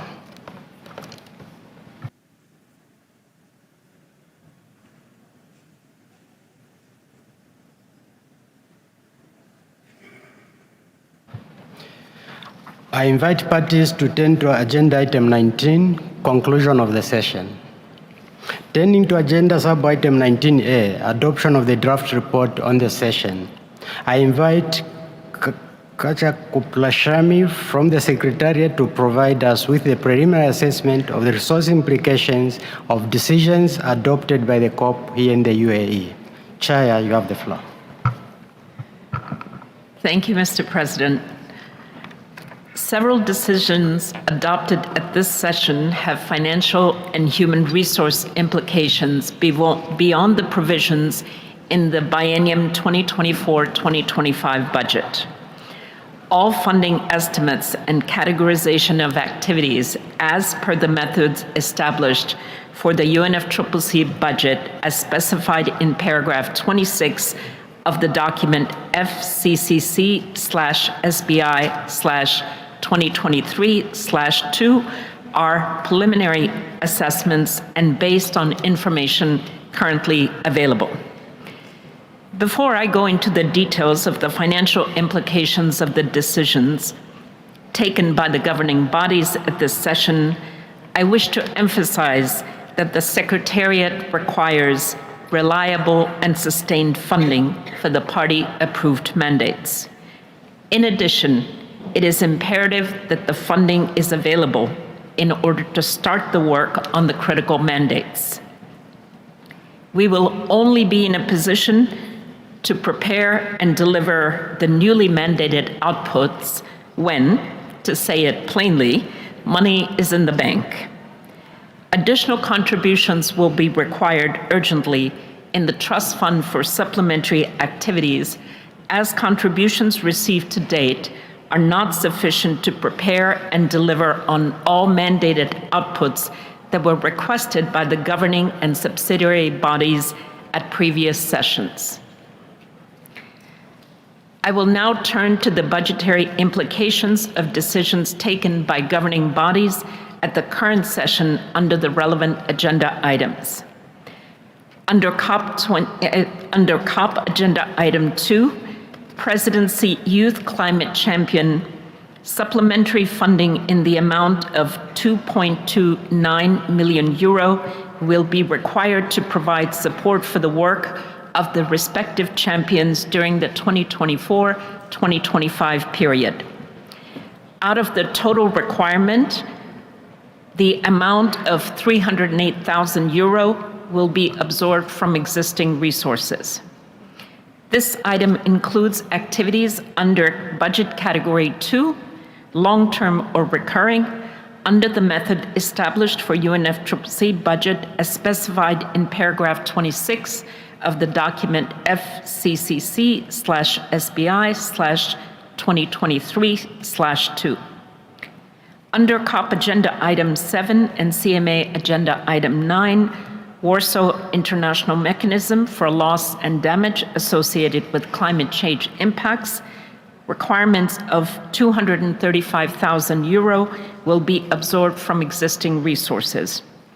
Related outputs include the development of draft guidelines on preventing conflict of interest in relation to the Santiago network, translation of knowledge products, and arrangement for events. Under COP Agenda Item 8A, long-term climate finance supplementary funding in the amount of €1.45 million will be required for the biennium 2024-2025 to prepare a report. Under COP Agenda Item 8B and CMA Agenda Item 10A, matters related to the Standing Committee on Finance, supplementary funding in the amount of €3.66 million will be required in the biennium 2024-2025 to support the implementation of further work on Paris Agreement, Article 2, Paragraph 1C. Under COP Agenda Item 8G and CMA Agenda Item 10G, operationalization of the funding arrangements for responding to loss and damage referred to in Paragraph 2, including the fund referred to in Paragraph 3 of Decisions 2/CP27 and 2/CMA4, requirements for the interim secretariat consisting of the UNFCCC Secretariat, the United Nations Development Programme, and the Secretariat of the Green Climate Fund amount to €3.15 million in 2024 to make arrangements for convening meetings of the board of the fund and support the development and implementation of the work plan of the board until the Secretariat of the fund is fully operational. The budget of the interim secretariat is expected to be sourced from financing to be made available for operationalizing the fund. Additional contributions outside the fund will not be required. Under COP Agenda Item 9 and CMA Agenda Item 11, development and transfer of technologies and implementation of the technology mechanism, supplementary funding in the amount of €200,000 will be required in 2024 to produce a technical paper on artificial intelligence for climate action, to collaborate with CTCN and UNEP on resource mobilization, and to prepare a synthesis report and organize an in-session workshop. The estimate for the same outputs was reported to SBI and SBSTA under the respective agenda items. Under COP Agenda Item 10, capacity building under the Convention, and CMA Agenda Item 12, capacity building under the Paris Agreement, supplementary funding in the amount of 27,000 euro will be required in 2024 to produce a synthesis report. Under COP Agenda Item 12, CMA Agenda Item 13, and CMP Agenda Item 9, report on the Forum on the Impact of Implementation of Response Measures, supplementary funding in the amount of 1.16 million euro will be required in 2024 and 2025 for several knowledge products to be prepared by the KCI and events and dialogues to be organized by the Forum. This item includes activities under Budget Category 2, long-term or reoccurring, and Category 3, temporary or short-term, under the methods established for the UNFCCC budget as specified in paragraph 26 of the document FCCC/SBI/2023/2. Under COP Agenda Item 13, Gender and Climate Change, requirement of 102,000 euro will be absorbed from existing resources. Related outputs include a synthesis report, an in-session workshop, and a summary report. Under the CMA Agenda Item 4, first global stocktake, an estimated amount of at least 4.3 million euro will be required in 2024 and 2025 for the dialogues and preparation of reports. Please note that the budgetary implications for implementation of the GST decisions are very preliminary at this point. The Secretariat will carefully study the implications and update the estimate accordingly, including how much of those implications are already covered by existing resources. Under CMA Agenda Item 5, Work Program on Just Transition Pathways, referred to in the relevant paragraphs of Decision 1/CMA4, funding in the amount of 1.75 million euro will be required in 2024 to hold at least 2 dialogues prior to the regular session of the subsidiary bodies, prepare an annual report on the dialogues, and an annual report on the activities from the work program. Under CMA Agenda Item 6, Sharm el-Sheikh Mitigation Ambition and Implementation of Work Program, referred to in Decision 4/CMA4, supplementary funding in the amount of 1.31 million euro will be required in 2024 and 2025 to organize and report on global dialogues and investment-focused events. Under CMA Agenda Item 7, reporting and review pursuant to Article 13 of the Paris Agreement, provision of financial and technical support to developing country parties for reporting and capacity building, supplementary funding in the amount of 175,000 euro will be required in 2024 and 2025 to organize online regional workshops prior to SB 60, organize an in-person workshop at SB 60, to produce a synthesis report prior to SB 62, to organize a facilitated dialogue at SB 62, and to prepare a summary report of lessons learned and best practices. Under CMA Agenda Item 8, Glasgow Sharm el-Sheikh Work Program on the Global Goal on Adaptation, referred to in Decision 7/CMA3, supplementary funding in the amount of 178 million, 1.78 million euro will be required in 2024-2025 to launch a 2-year work program on indicators for measuring progress towards achieving targets, to arrange a workshop on indicators for measuring progress, and to undertake technical work in support of the framework and the work program. Under the CMP Agenda Item 5, matters related to clean development mechanism, supplementary funding in the amount of 20,000 euro will be absorbed from existing resources. The Secretariat is requested to prepare 2 technical papers. Under CMA Agenda Item 14C, work program under the framework for non-market approaches referred to in Article 6, paragraph 8 of the Paris Agreement, and in the decision 4/CMA3, supplementary funding in the amount of €80,000 will be required in 2024 to develop a manual, prepare a synthesis report on submissions, and a workshop report.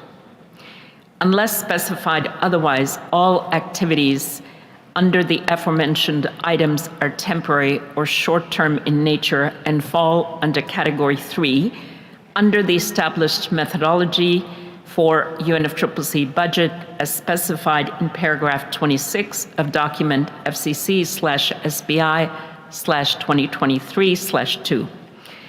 The total amount of estimated additional contribution required in the Trust Fund for supplementary activities to enable the Secretariat to develop the outputs in the biennium 2024-2025 as mandated by the governing bodies in this session amounts to €17.8 million. All supplementary funding requirements for the biennium 2024 and 2025 will be included in the fundraising letter that will be sent by the Secretariat to relevant parties in the beginning of 2024. Resource requirements in 2026 and beyond resulting from decisions taken in this session will be treated in line with the established budgetary processes. We hope that the Secretariat can count on the urgent support of parties to provide adequate, reliable, and timely funding for the activities to be undertaken. Thank you. Thank you, Chair. The draft report is contained in document FCCC/CP/2023/AO2.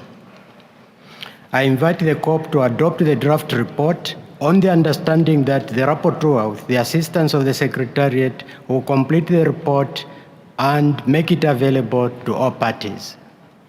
Hearing no objection, it is so decided.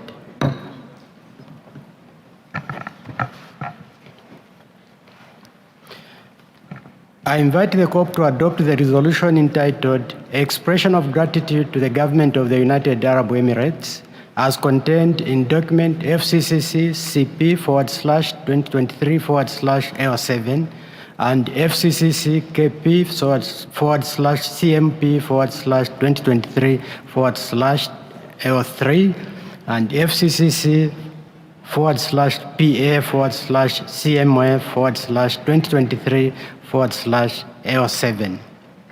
Hearing no objection, it is so decided. Let me give the floor to Azerbaijan.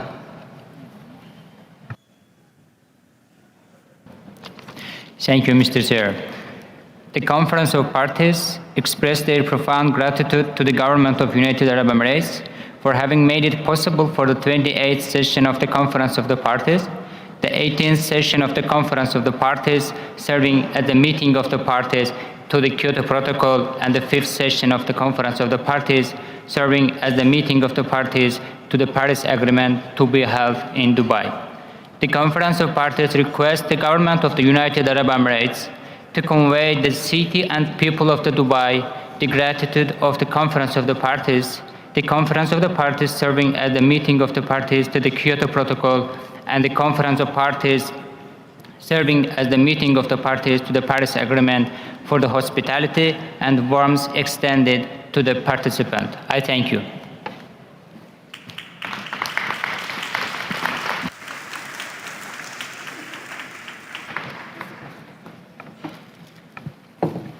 I hereby adjourn the 6th meeting of the COP.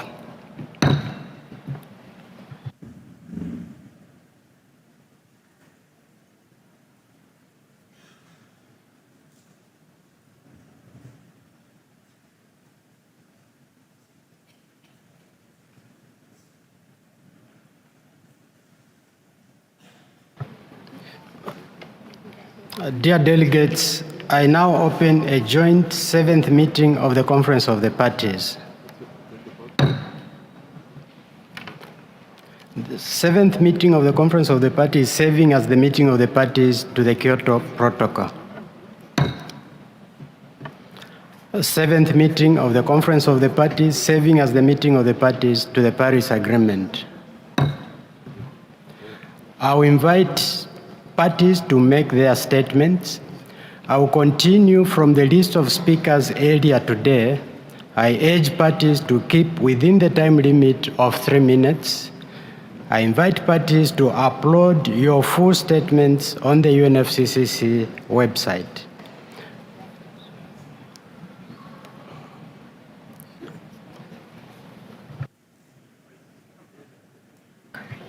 I now give the floor to Paraguay. Apreciados colegas, señor Colleagues, Mr. President, nacional, in my national capacity as the representative of Paraguay, I would like to thank and express gratitude to the presidency of COP28, the Secretariat, and the members of the subsidiary bodies for the dedication, the efforts they have shown in reaching agreements that were not easy to reach between the parties. We would also like once again to express our commitment in advancing in the full implementation of the Paris Agreement. This is a commitment we have always demonstrated. We welcome the operationalization of the Loss and Damage Fund and the pledges announced. But this is an auspicious start. It shouldn't, however, overshadow the fact that we crucially need to see a big increase in climate financing. Paraguay is a country which has low greenhouse gas emissions, and its main economic sector is agriculture, a sector that is climate dependent. But we have had to be dealing with damage that we as a country did not cause. And this is why we see with concern some of the references, some of the points made on the global goal of adaptation. And it is therefore essential that we at all moments keep in mind the principle of CBDR. Adaptation is not a national priority. It is of the utmost urgency for us. And this is a COP that we began with high hopes for the global stocktake in order to together look at and decide how we are going to tackle what is an urgent common challenge of climate change and to hold to the goal of 1.5 degrees. Now, regarding the call for global efforts to reduce greenhouse gases other than CO2, in particular methane, which was mentioned in paragraph 28, subparagraph F in the Global Stocktake document, Paraguay has concerns about the wording and reject it because a large share of our own national economic activity is based on production sectors that are being developed in a sustainable and environmentally harmonious way. And for this reason, we think it is essential to differentiate between developing countries and developed countries, and we would like to see this recorded in the this reflection recorded, this position recorded. Now, on the efforts to reverse and to hold deforestation mentioned in paragraph 33, we also would like to make specific reference to deforestation. We'd like to see specific reference to illegal deforestation. And in particular, efforts made here should be carried out on a nationally determined basis that takes into account the different national circumstances. And we would also like to see this position reflected in the records. We think that our joint efforts should reward determination to ensure that we leave a worthy legacy to future generations. A policy on a global scale requires a global commitment to development, which takes into account the proven relation between protecting the environment and the urgent need to speed up socio-economic progress in developing countries. Developing countries cannot give up the right to development. This is an inalienable human right and has been recognized as such by the United Nations. And climate action is a part of sustainable development, something to which all peoples aspire. Thank you. Thank you. I'd like to invite France. France, you have the floor.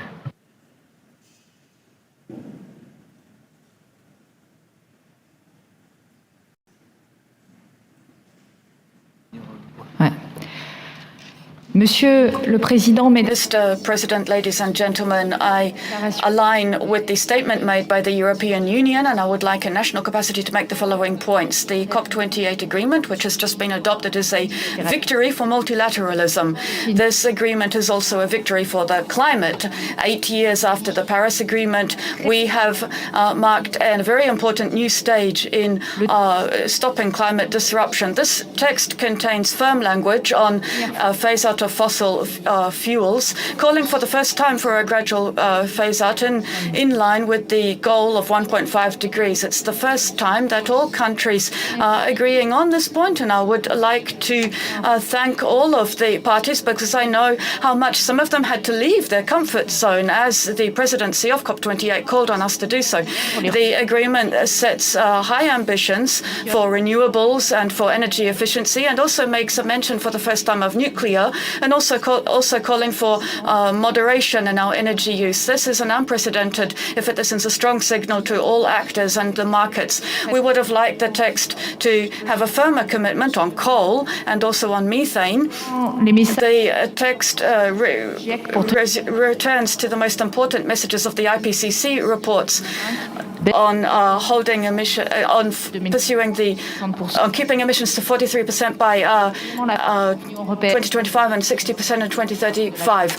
And this requires us to reduce emissions by 45% by 2050. Last year we did so by 2.7%. Here in Dubai, we have also adopted le Fonds Pertes et Dommages. We have also adopted the Loss and Damage Fund, and France has worked hard for this result, and we would like to thank the presidency for having put so much energy into operationalizing this fund. Also, this also returns to the work done by the French presidency and the Pact for the Peoples and Planet, in particular on innovative financing and taxation. Mr. President, colleagues, we have all worked very hard to reach these results, and I would like to commend and to express heartfelt thanks to the ministers, and especially those of the least developed countries and the group of small islands developing states, the ILAC group, Brazil, and all countries which have worked together to achieve these unprecedented results. Together with the EU, we have worked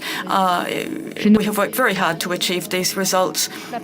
And I welcome all of the passion, all of the commitment seen from all the ministers. We need to now continue this work for the next COP. Of course, this text is the result of compromise. It's not going to end the climate crisis. We are still seeing high emissions. We're still going to have to work very hard in Baku and Belém and beyond. We need to go further, show greater solidarity with the South, show greater climate justice. But I hope that we can maintain the spirit of Dubai in the upcoming COPs and keep moving forward. I would also like to thank and congratulate the presidency of COP28 and the president, Dr.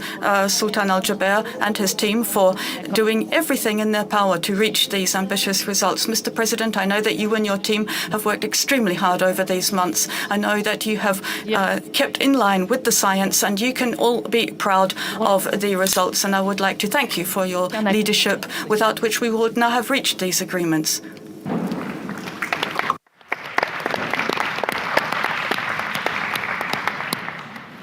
Thank you, France, for your statement. Allow me to invite Senegal. Senegal, you have the floor. Excellencies, ladies and gentlemen, Senegal has the privilege to deliver this statement on behalf of the negotiating group of the 46 LDCs. We align with the position of the G77 in China, the African group, and the SIDS group. Firstly, I would like to warmly thank the United Arab Emirates for the successful organization of COP28. We also extend our gratitude to the Secretariat and all co-facilitators for their tireless work and the commitment that they have illustrated over all these weeks. President, distinguished delegates. As the least developed countries, we are on the front line of this climate crisis. And yet we've contributed to it the least. The dreadful consequences are compounded and continue to affect the lives of 1 billion people on a daily basis. We come to Dubai with the high responsibility to deliver on the expectations of our citizens. On the global stocktake, we appreciate the progress made on these points. Nonetheless, there are a number of questions, including 1.5 degrees adaptation and loss and damage. And here, these results do not deliver on the scale or urgency of the climate emergency and do not fill in the gaps identified.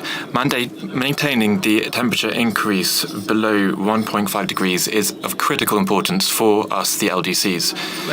Now on climate finance. The global stocktake has highlighted the vast gap between the needs of developing countries and the funding available, strengthening the trajectory of indebtment of our countries. The NCQG must respond to the objective of 1.5 degrees next year. Distinguished delegates, on adaptation, we greatly appreciate all your efforts to bring us closer to a result as part of the GGA. That said, we remain concerned that the GGA framework does not benefit from effective means of implementation. And in this regard, further efforts must be undertaken. On climate finance, we thank the countries which have pledged to contribute to the Green Climate Fund and the Loss and Damage Fund, as well as the Adaptation Fund. When it comes to the LDC Fund and the Special Fund or Trust Fund for Climate Change, pledges have also been made, but we are concerned by the low global contributions to adaptation. We encourage developed countries to make additional pledges. We expect tangible progress in terms of the doubling of finance for adaptation. We would like to ask developed countries to provide detailed information concerning the implementation of this objective. The lack of a shared definition for climate finance remains a genuine concern in terms of the transparency of finance. As regards the NCQG, we are pleased with the modalities of work selected for next year. We would like to reaffirm that the finance for loss and damage must integrate the results of the NCQG. The new financial objective should be aligned with our ambition of 1.5 degrees C and should absorb the funding deficits for climate action in developing countries. On mitigation, we are concerned by the latest version of the text. The word regarding greenhouse gas sinks is weak. Indeed, the LDCs are on the front line of the climate crisis, and the impacts exceed current adaptive capacities. On loss and damage, we greatly appreciate the historic adoption of the decision on the Loss and Damage Fund, and we welcome the first contributions made. The establishment of this fund constitutes a first step in the process of recognizing loss and damage. As of now, there is a need to guarantee optimal funding for this fund to ensure a sound use of these funds, commensurate with the significant and growing costs of the impacts of climate change in our countries and vulnerable communities. We welcome the implementation of the Santiago network, and we greatly look forward to the work of the UNOPS consortium regarding the establishment of a secretariat of the network in accordance with the wishes expressed by the parties through the constituent bodies. Ladies and gentlemen, the LGC group remains committed through all its parties in a responsible and constructive manner to advance this process over upcoming years. We are fighting for our survival, and we are fighting for climate justice. Thank you for your kind attention.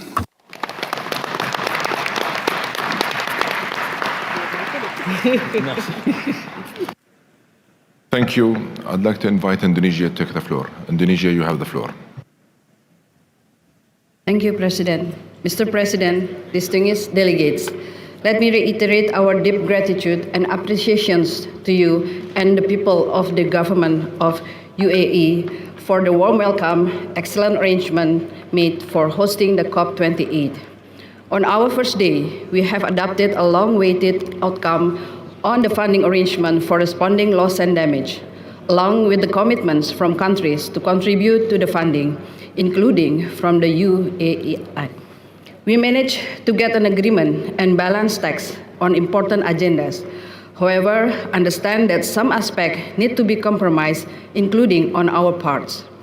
We would like to congratulate the presidency for the hard work up to this point of success, and Indonesia accept these outcomes with some crucial notes. On the global stocktake, our approach should be taking on the text as a whole, not by cherry-picking some part of the text in which might be uncomfortable for us. The specific language on transitioning away from fossil fuel must be understood in the context of different national circumstances, pathway, and approach in line with the principle of Paris Agreement. Indonesia would not accept less than that for our future references. While noting the balanced reference on the most part of the text about indigenous peoples and local communities as agreed on the Paris Agreement, we regret that on para 61, this balance is not reflected. For Indonesia, we would take into account the value of local communities as well as in the implementation.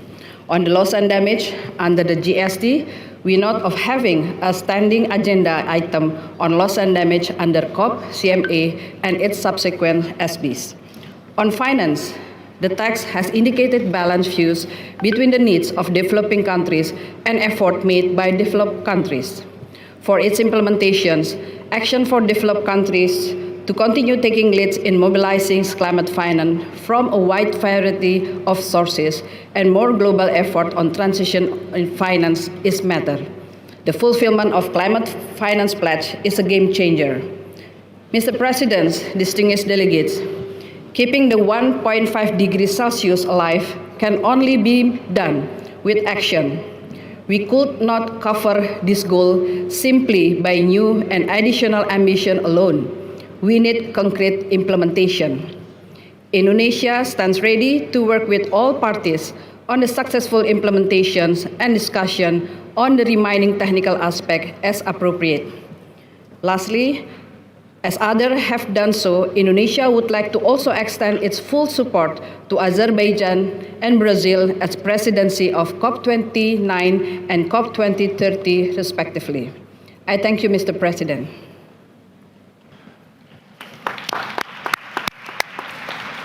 Thank you, Indonesia.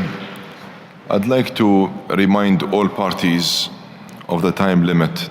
Let's please stick to a maximum of 3 minutes. I'd also like to invite you to submit or upload your full statement on the UNFCCC website. Allow me now to invite Philippines. Thank you, Mr. President. The Philippines thanks your excellent leadership and with your team, the extensive and inclusive consultations that were held to bring us to where we are today, the UAE consensus. The Philippines commends the key milestones achieved here at COP28 on the operationalization of the Loss and Damage Fund and the Santiago network. The Philippines, as a high-risk and climate-vulnerable country, is pleased to have secured a seat in the inaugural Loss and Damage Fund Board representing the Asia-Pacific Group. As already announced by our President, we are offering to host the L&D Fund Board. Mr. President, we strongly support your initiative on Youth Climate Champion. We recognize the utmost importance of our young people with their diverse backgrounds and circumstances and the key roles they play in developing, prioritizing, and adopting ecological initiatives. On the decisions we have adopted, the Philippines notes with concern that the global stocktake did not result in a stronger outcome on matters relating to equity and CBDR-RC. That the GGA lacks explicit reference to CBDR-RC and the mobility and displacement issues, while further noting that the decision text nevertheless refers to national circumstances. We called for a standing agenda item on loss and damage for SBs, the CMA and COP. This was not included, but we note and receive well the President's assurance that this will be taken up as part of the existing agenda items on the whim. On Para 28, we reiterate that nothing in this decision diminishes the existing obligation of developed countries under the Convention and its Paris Agreement, and does not impose conditionalities upon developing countries to access MOIs. On mitigation, the findings of the IPCC AR6 synthesis report has not served as a wake-up call for our current climate actions to be more ambitious to keep 1.5 alive for us to thrive and survive. On the other side of the coin, we are very pleased to see on the GST and the GGA the nexus of biodiversity and climate action. The firm commitment to use best available science, but underscoring that safeguards are in place for the conservation and protection of the environment.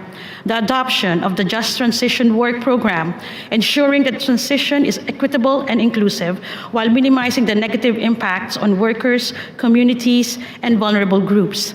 The transition to a negotiating work modality to set the NCQG and enhance ways forward on scaling up adaptation finance to support the evolving needs of developing countries. And on Article 6, the continued consideration of emissions avoidance as an eligible activity under this article. Congratulations to Azerbaijan and Brazil, our hosts for COP28 and COP29. Thank you again. COP29 and COP30. Thank you again to the President and UAE for their exceptional and generous hosting. The full version of our statement will be submitted. Thank you, Mr. President.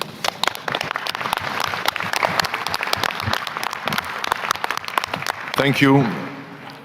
I'd like to invite Morocco. You have the floor. Morocco, you have the floor. Thank you, President. Thank you, Excellency Co-Presidents. I'm speaking on behalf of Morocco. The Moroccan delegation wishes to thank our brother country, the UAE, for its efforts during this conference of the parties. The outcome of the world's first global stocktake offers much to inspire, while leaving much to be desired and delivered. We must note with alarm and serious concern the latest science. In Africa, lives are at stake. The emissions of yesterday are driving climate impacts today, resulting in the loss and damage of our communities.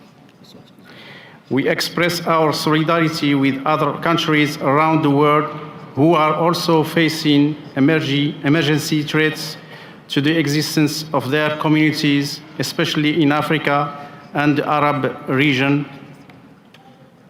In small island states, least developed countries and other developing countries suffering from crises they did not create.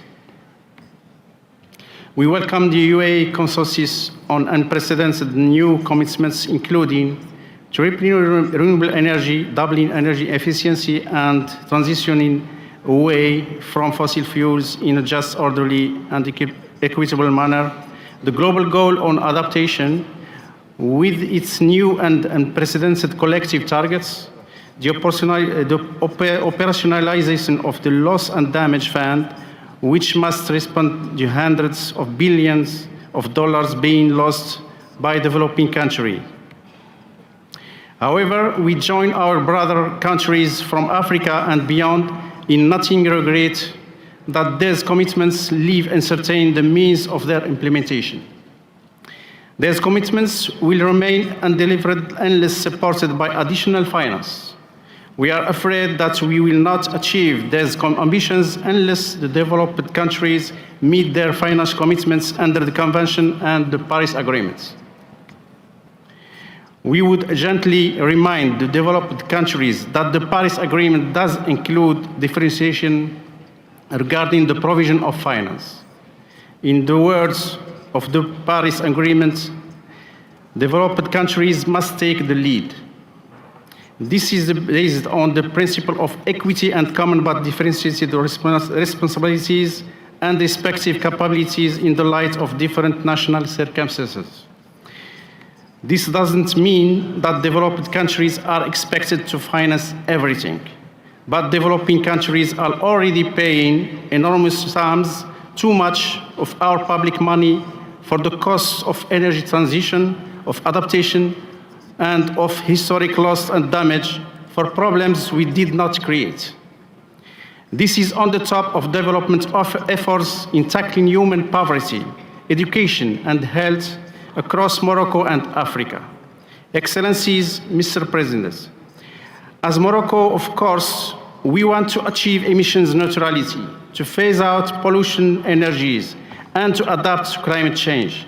But to fully do so, we need new and additional grant equivalent public finance. In this sense, we note with concern what seem to be efforts in recent years to dilute the principle of equity and responsibilities of developed countries. We are now in the most difficult part of the Paris Agreement, the era of implementation, which requires responsible conversations about the inadequacy of the means of implementation. In this regard, we look forward to agreements at COP29 of a new collective quantified goal with layers including provisions as well as mobilization, responding to mitigation, adaptation, and loss and damage. This will give us the confidence that we can deliver the ambition agreed today. We look forward to COP29 in Azerbaijan, and thank you.